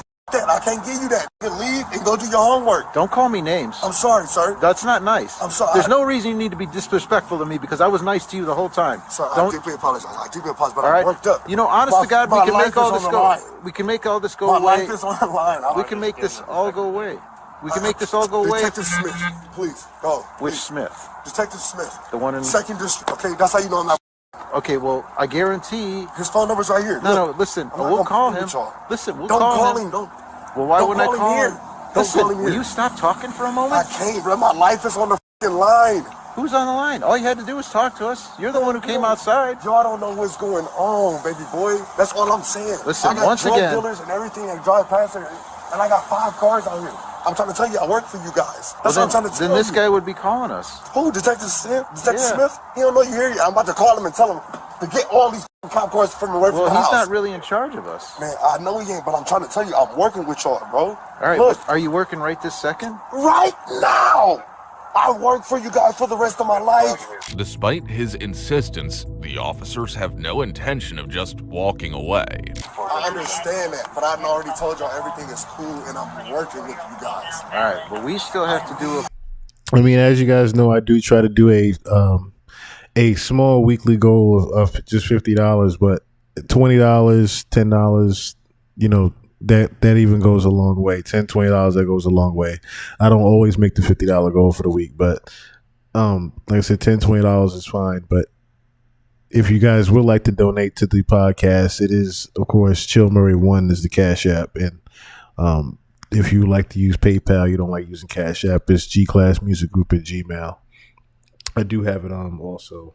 Let me make sure I do have that pinned to the thing. But yeah, if you guys would like to help donate to the podcast, yes, it's Chill Murray 1 is the Cash App. And like I said, $10, $20, it goes a long way. Whatever it is you are able to do. I greatly appreciate it because it helps me getting back and forth to work. It helps me, you know, putting food in the fridge, things like that of that nature. So I do appreciate anything at all. He does not work for the police. He definitely does not work for the police. that is very evident. If he worked for the police, they pretty much would know he was there, and there wouldn't be detectives going to this home that would have been verified already to not go to that home. Certain things like that would have been, you know, he would have been able to verify certain things if he was an informant. You know what I mean? He would have been able to show a badge, have someone called, so things of that nature. He'd be able to bring them in the crib to quiet them down and send them off, things of that nature. He didn't do any of that. We still have to follow up. Before I'm dead, before the end of the day. Well, my sergeant asked you before. Can we just look in the basement and we'll be on our way?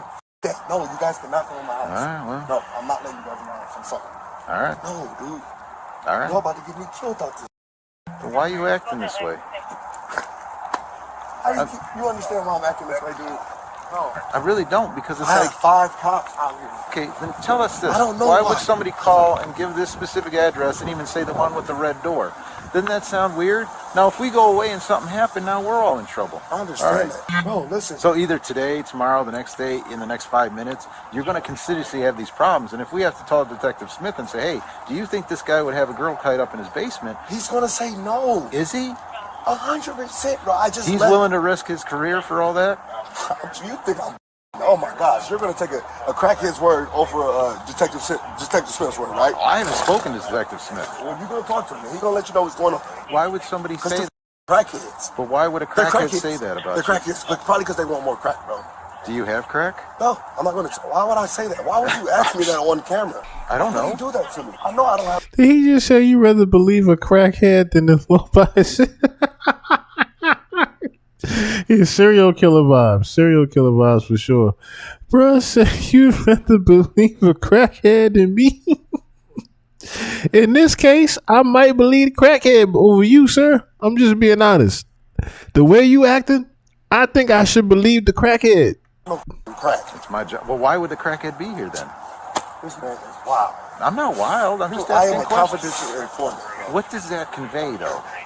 A confidential informant usually has the policeman or officer or detective with them. when they're working. That's kind of how that works. I understand what you're saying, but what I am saying. And the most confidential informants don't come screaming out the back door, I'm a confidential informant, do they? Listen, but what I'm saying, I'm going to let you guys know this. I want you guys to know what's going on in my backyard. Okay? This is what happened. This is what's going on. Okay. Okay? Listen, I'm not doing nothing illegal, but I work for you guys. That's what you said for the last 10 or 15 minutes. I'm about to go back inside. Y'all can figure out what y'all got going on out here, but I can't be out here talking to y'all for too much longer. Well, this guy's going to go ask the sergeant what he's going to do here. I know my rights, okay? I didn't say you didn't, I know but my he's going to rights. go ask. I don't have to be out here while you guys do your investigation. Well, I don't want to have to come in. While one group keeps the man engaged outside, another identifies him as 31-year-old Delonte Edmund Giger after running his social security number. For now, officers allow Delonte to return, but he doesn't know that the unit is not leaving just yet. Not until they've found a way to get inside his house. You gotta go. I have to go inside, bro. I cannot be out here. I don't be out here like that. All right, we're gonna hang out a minute. I'm gonna talk to the detectives and see if they're gonna want us to come in. All right, you're good to go. You got any weapons in there? No. All right. Why would y'all do me like people this? tied up in there? Please don't do me like this. I cannot go. Like, call Detective Smith, please. He gave him his real social security number to run. You gave him your real social security number to run? You big dummy. Bruh, you weren't supposed to give him your real information? Wow. You big dummy. You gave them your real social security.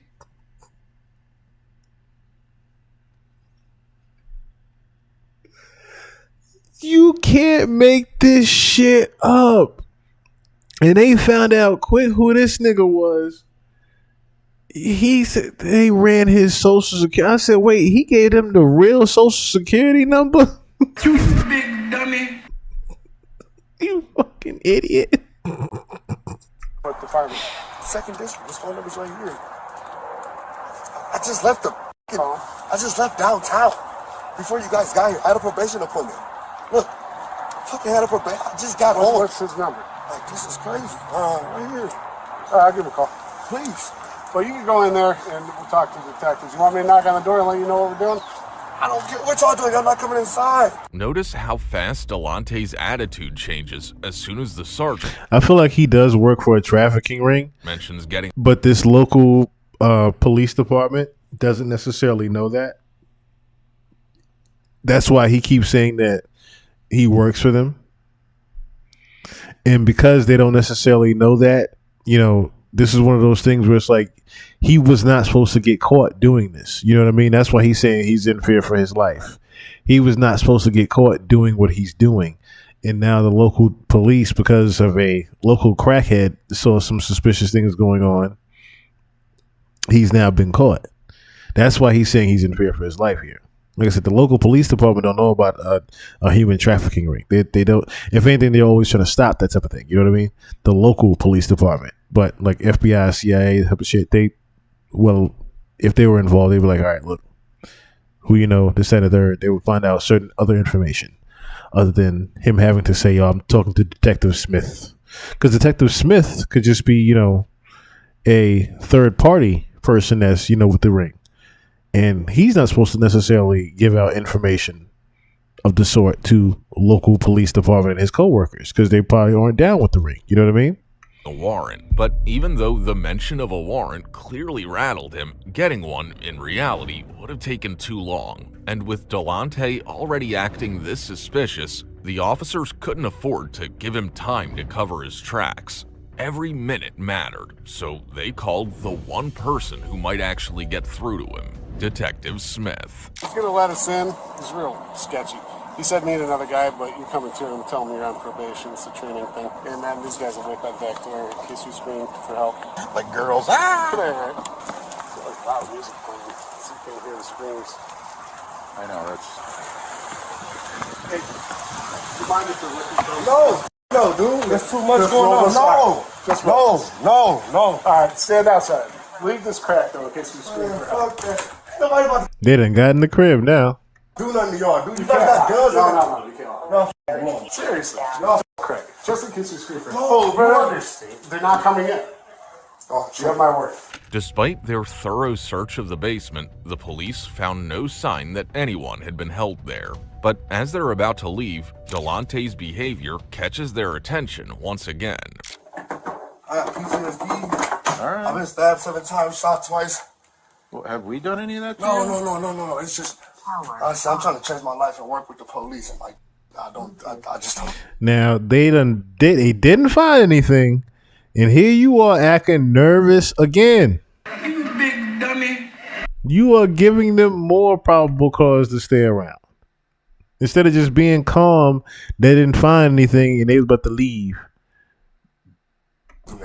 Turn that down for a minute. Yeah, there you go. Actually, turn it off until we leave, and then you can do what you want.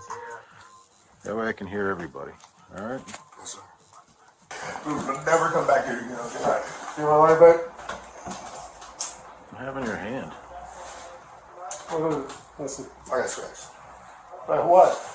As fate would have it, they wouldn't have to wait long for their next lead. On that same evening, they'd speak to another potential witness, who not only confirmed that Delante, whom she referred to as Blessed, had kidnapped someone, but also went into horrifying detail of how he was tormenting her. He stabbed her in her right arm, which is on the pictures. She's bound up naked. She's naked in front of the fireplace, like tied with like zip ties.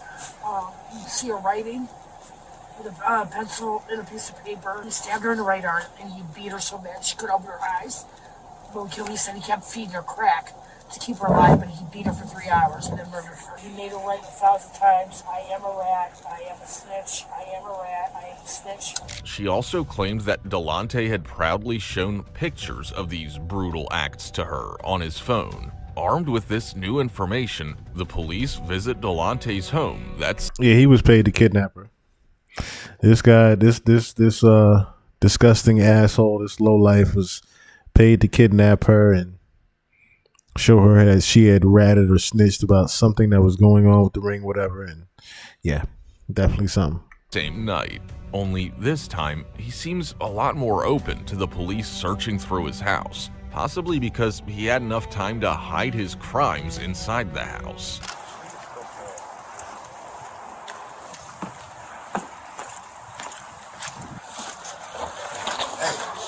I just got off the phone. Okay.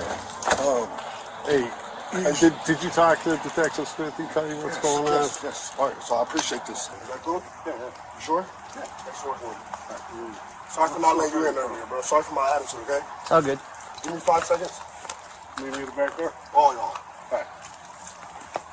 Despite his efforts to seem cooperative, the officer's suspicion of Delante only continued to rise. The way he kept stalling the detectives from entering his house suggested he was buying time to hide something, so they took a quick look around the outside of the home, and almost immediately, they noticed exactly what they'd been worried about.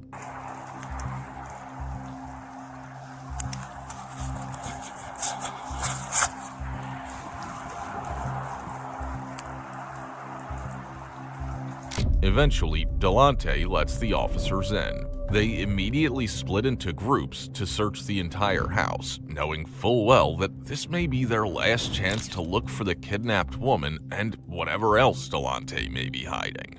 However, despite looking through the entire house for several minutes, their search comes up empty once again. And that's when the worry shifts from "where is she?" to "what did he do with her?" When they confront Delante again, he's so rattled, his attempts to stall and cover things up start getting obvious. All the way down. Please turn it all the way down. Yeah, there's something on the floor, but Yeah, I know that. I know you turn the see music something. down? I don't have to turn the music down. Okay. Can you turn the music down? Yeah, stay by yourself. I want to detain you for a moment. Okay. I'm going to put some handcuffs on you. Just to detain you. No, turn that music off. Is anybody on that front porch? No. So what's that noise I keep hearing? That you keep turning the music up on every time I hear something? Is anybody on there?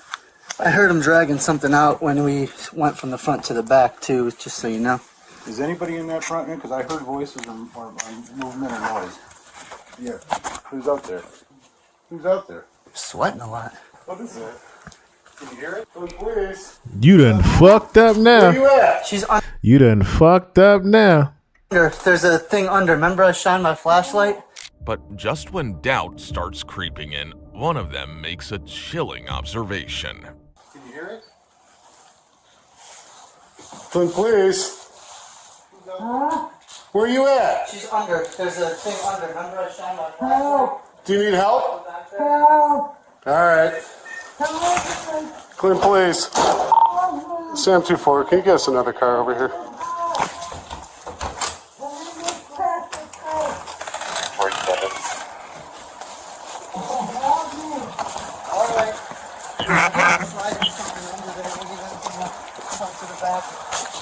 Where you at? M35, you can send us. Thank God they found her. How do you get to it? In the black box? Yeah. Oh my God. Yeah.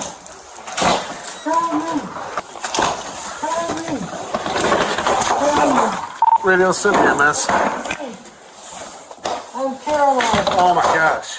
I'm paralyzed. All right. Okay. How old are you? Step up, EMS. Are you injured besides that? I'm paralyzed. You're paralyzed. I'm paralyzed. What's your name? EMS is en route. Are you cold? I hurt. You hurt? All right. We want to get you out of there, but I'm afraid to move you. I'm going to let EMS do all that, okay? I hurt so bad. What did he do to you? He kicked me punch. He did what? Kicked me Hey, Scott, you want fire to come at least get her upright? She says she's paralyzed. I don't know. I know, but we got fire here that can... Are they here? No, you got no QTA, I mean... They've been dispatched. Huh? Did he stab you? Yeah. Where are you stabbed, you think? Your arm? All right. Did he sexually assault you at all? No. Okay. Do you know how long you've been here? No. Is it just one day? Yeah. The victim is later identified as 60-year-old Cheryl Cyrus, and she's immediately transported to the closest hospital, where the doctors decide to put her in an induced coma. In addition to the stab wound in her right arm, Cheryl was... Bruh, she was stuffed into the dumpster pretty much. That looks crazy. She was stuffed into the damn dumpster. Into this barrel or container, whatever you want to call it. suffering from several broken ribs, a collapsed lung, significant swelling in the brain, and multiple injuries to her spine, all of which had rendered her paralyzed. But why would Delonte brutally beat a 60-year-old woman who's twice his age? What exactly did he have against her? The following night, detectives sit down with him in prison to uncover the truth. So, real quick, man, obviously we know some bad things did go down yesterday. Do want to give you a chance to go over it. Confidential informant for Detective Larry Smith out of the 2nd District. Okay. Okay. How long have you been doing that for? About a week and a half now. Okay. About a week and a half. I was stupid as fuck, but like I wasn't going to kill her though. I wasn't going to. I've been beating her, and you know what I'm saying. But I just can't have her out on this. Because I'm working with Detective Smith, trying to get him 10 guns, 5 AKs, 4 Glocks, 3. That's supposed to be going into the valley like next week. You know what I'm saying? I'm trying to get him who moves 6 ounces a day on coke crack, and I'm trying to get him descriptions of ounces a day. But like I found out that this is that, and you know what I'm saying. If I was, you found out that what? That the lady that what I was taking care of in my house is a rat, and if she was to get back out on the street, I would exposed.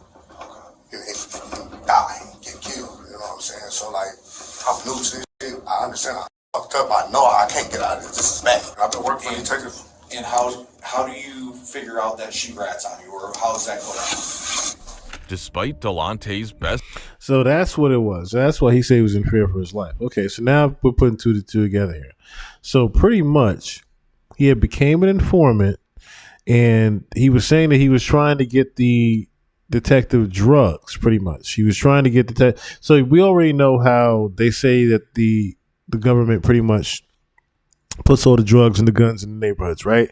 So pretty much he was going to be one of the connects to do that through the detective. And because this woman had found out what he was actually doing as far as getting the drugs and the guns and whatnot to the detective, he decided to do what he did and, you know, pummel her and try to dismember her and get rid of her. And that's when he got caught. That's why Detective Smith was actually a real detective, but because, like I said, they're in this ring of getting the drugs in and out of the neighborhood, one's got to go down, the other one's got to keep their job to keep the ring going. You know what I mean? Efforts to act sad and remorseful, his smile points to a darker truth. But before the detectives can press him harder, they need more context about Delante's exact relationship with the victim. She's always at my house smoking dope. Okay. Sometimes I take care of everybody on the streets, all the fiends. You know what I'm saying? Like, I ain't gonna lie to you. Like I said, I work for y'all. So, like, those fiends be coming to my house. And Smith knows that. You know what I'm saying? Because we trying to take down the city of Cleveland.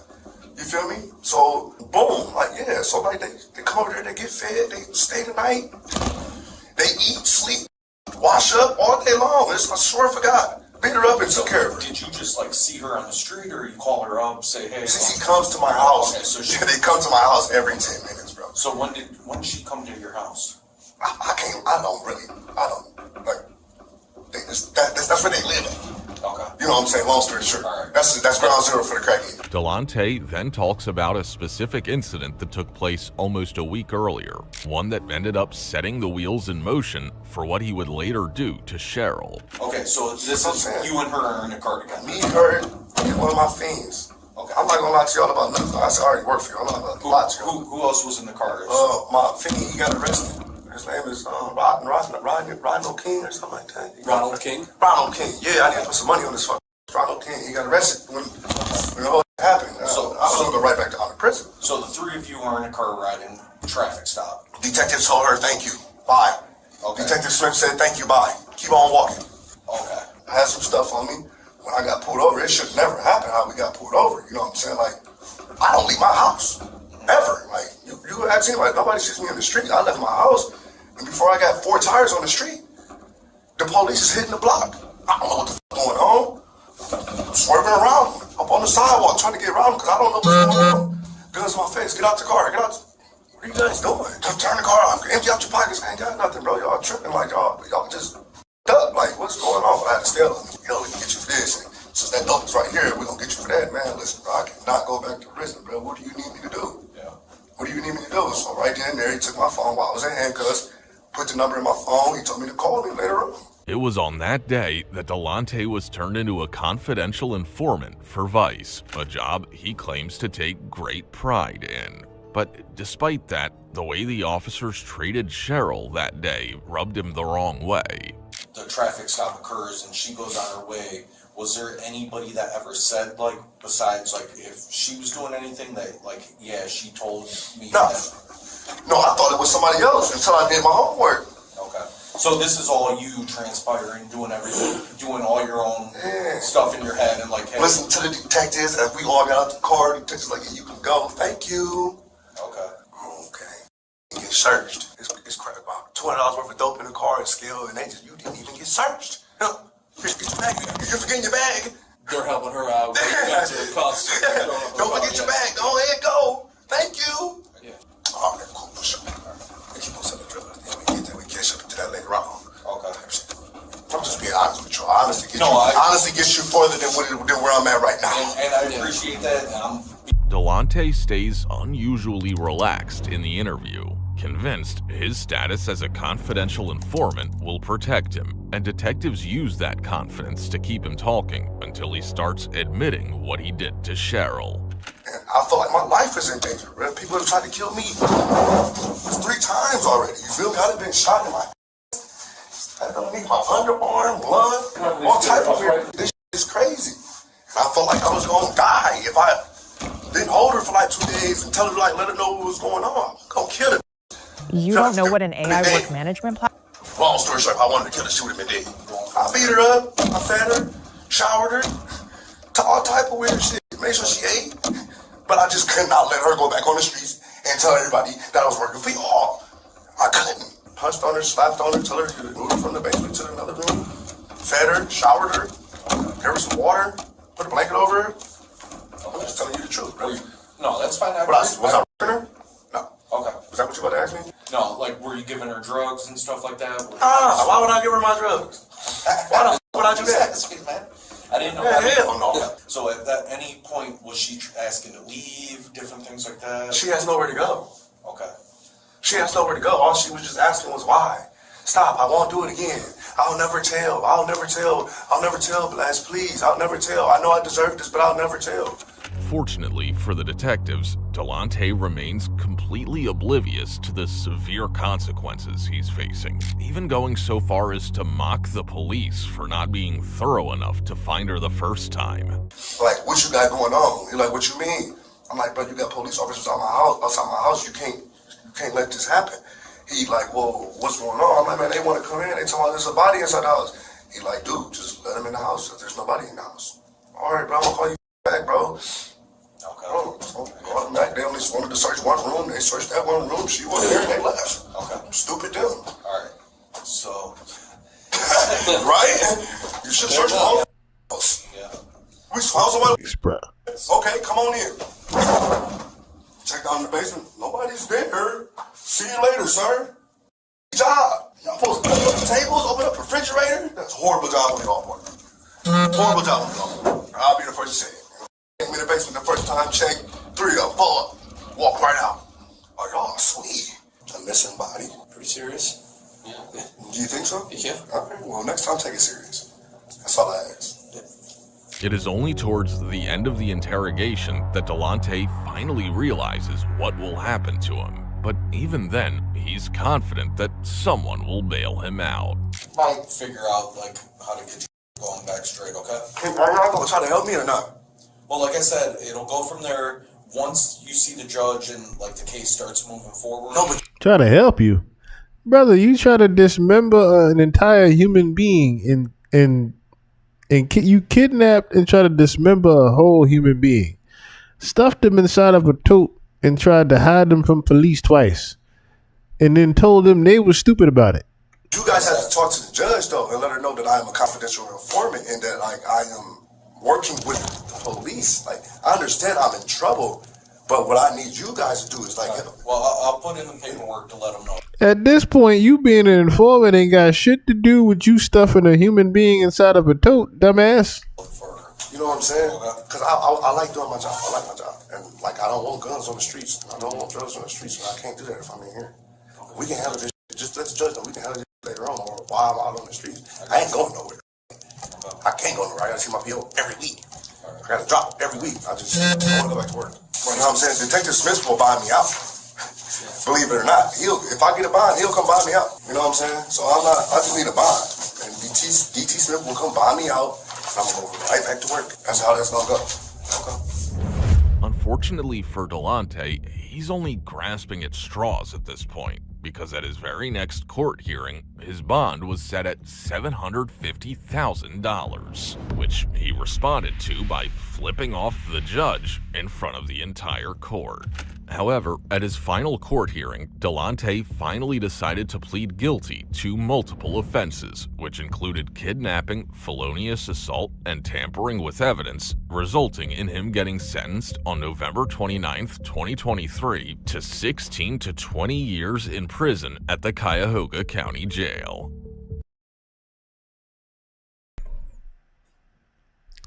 Yeah, brother, they're crazy. He crazy as hell. Certain people you do not need to keep on the street. That is the best way I could say that. Certain people you just do not need to keep on the street.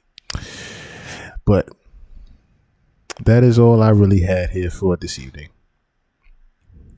I shall see you all next time. I'll be working on my Doja Cat piece tomorrow. Should head it up Sunday. And we'll get up on out of here. It's almost 3 o'clock in the morning on the East Coast. See, I came on at a reasonable time this time. I came on at a reasonable time. Shout out to DJ Big Gang. Who else is up in here? Shout out to D. Shout out to Day Delighted. Swayze World. The Mind's Eye. King Ozma. Steve. Chum Come Down. I greatly appreciate everybody for tuning in this evening. And I shall see everybody on the next one. We going to leave on out of here the same way we came on in. Keep your third eye open and your head on a swivel. And remember, fact is never motherfucking fiction. Until next time. Peace. Op grond van het voorstaande en gelet op de straffen die doorgaans voor soortgelijke gevallen worden opgelegd, is de rechtbank van oordeel dat aan verdachte een onvoorwaardelijke taakstraf voor de duur van 120 uur, subsidiair 60 dagen hechtenis, dient te worden opgelegd.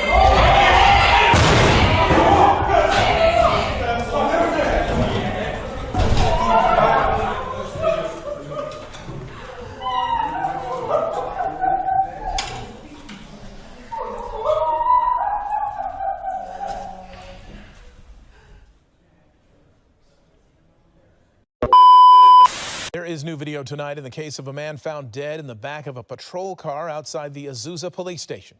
You do seem nervous. You do seem kind of. Oh, this is the first time. I know. Boys are, I get scared for them. This is body camera video taken during Eric Valencia's arrest nearly a week before his body was discovered. Officers booked him on suspicion of driving under the influence and child endangerment. The day of his release, he is seen on surveillance video entering the back of an unlocked out-of-service patrol car in front of the police station. This body camera video was taken 3 days later when he was found. It's something Valencia's family was demanding to see. We're waiting to learn an official cause of death. The department has hired an independent investigator to look into what happened, but acknowledges the car should have been locked. She said she said she's mad at you. Hey, you set her up. I don't even know her. Look at this, right? What's good? I'm having more issues with my son's mother. Holy shit. Put the music down. You don't got no issues with me. Yeah, you live on the radio. No, I'm not. Yes, you are. Now tell him how you told my son to call me and tell me he need 50 pairs of sneakers for back to school. I did not say that. I did not say that. You said he said somebody else got a whole bunch of pairs of sneakers. He said a boy in his class hunted on him and said he has 50 pairs of sneakers. And Marquise said, how the hell does he have 50 pairs of sneakers? And his father's a lawyer. My dad's on the Forbes list. That's exactly. Yeah, then why you didn't be a responsible parent and say, look, you don't need 50 pairs of shoes. 20 pair. That is a responsible parent. he could do 20. That's responsible. 20 pairs of sneakers. Yeah, what's wrong with that? I don't have kids, so I can't comment. I'm sorry, boss. All right, everybody just heard you.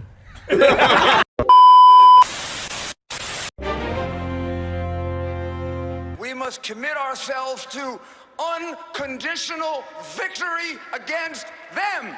There's lots of buzz over Rudy Giuliani's impassioned speech at the Republican National Convention. There's no black America. There's no white America. There is just America. Now look what we've uncovered. It's Giuliani showing his softer side dressed in drag in a comedy skit with Donald Trump. You know, you're really beautiful. The spoof was filmed 16 years ago when Giuliani was mayor of New York for a charity dinner, so it was all in good fun. Oh, you dirty boy, you. Oh.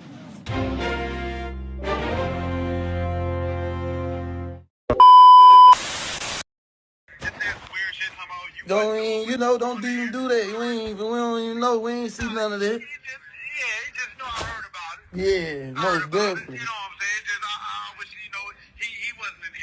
Nah. What? Come on, man.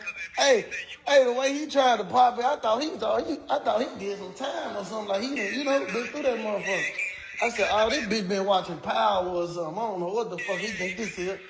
He was on TV.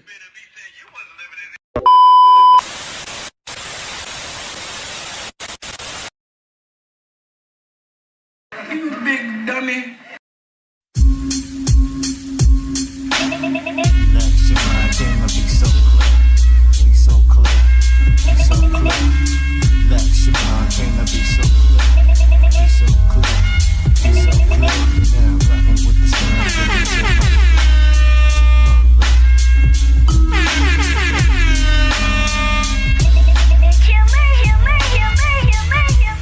Never heartbreaker, taste love, a heart saver, a heart prayer that awaken his God layer. True art maker, hand solo, no partaker. Walker upon skies, my style, I Darth Vader, my cognac. I sit back and sit that.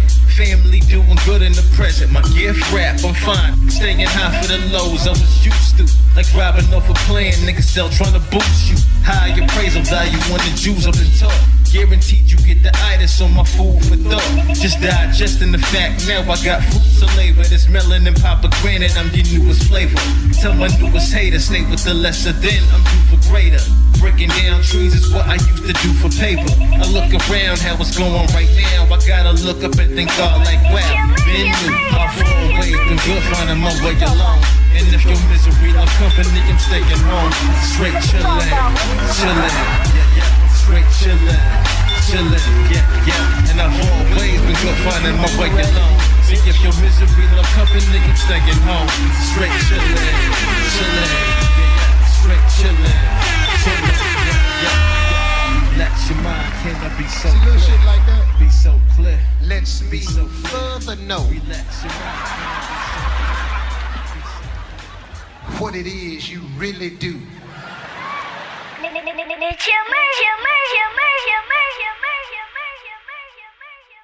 Bullshit. A bullshit. A bullshit. A bullshit. Ladies and gentlemen, we got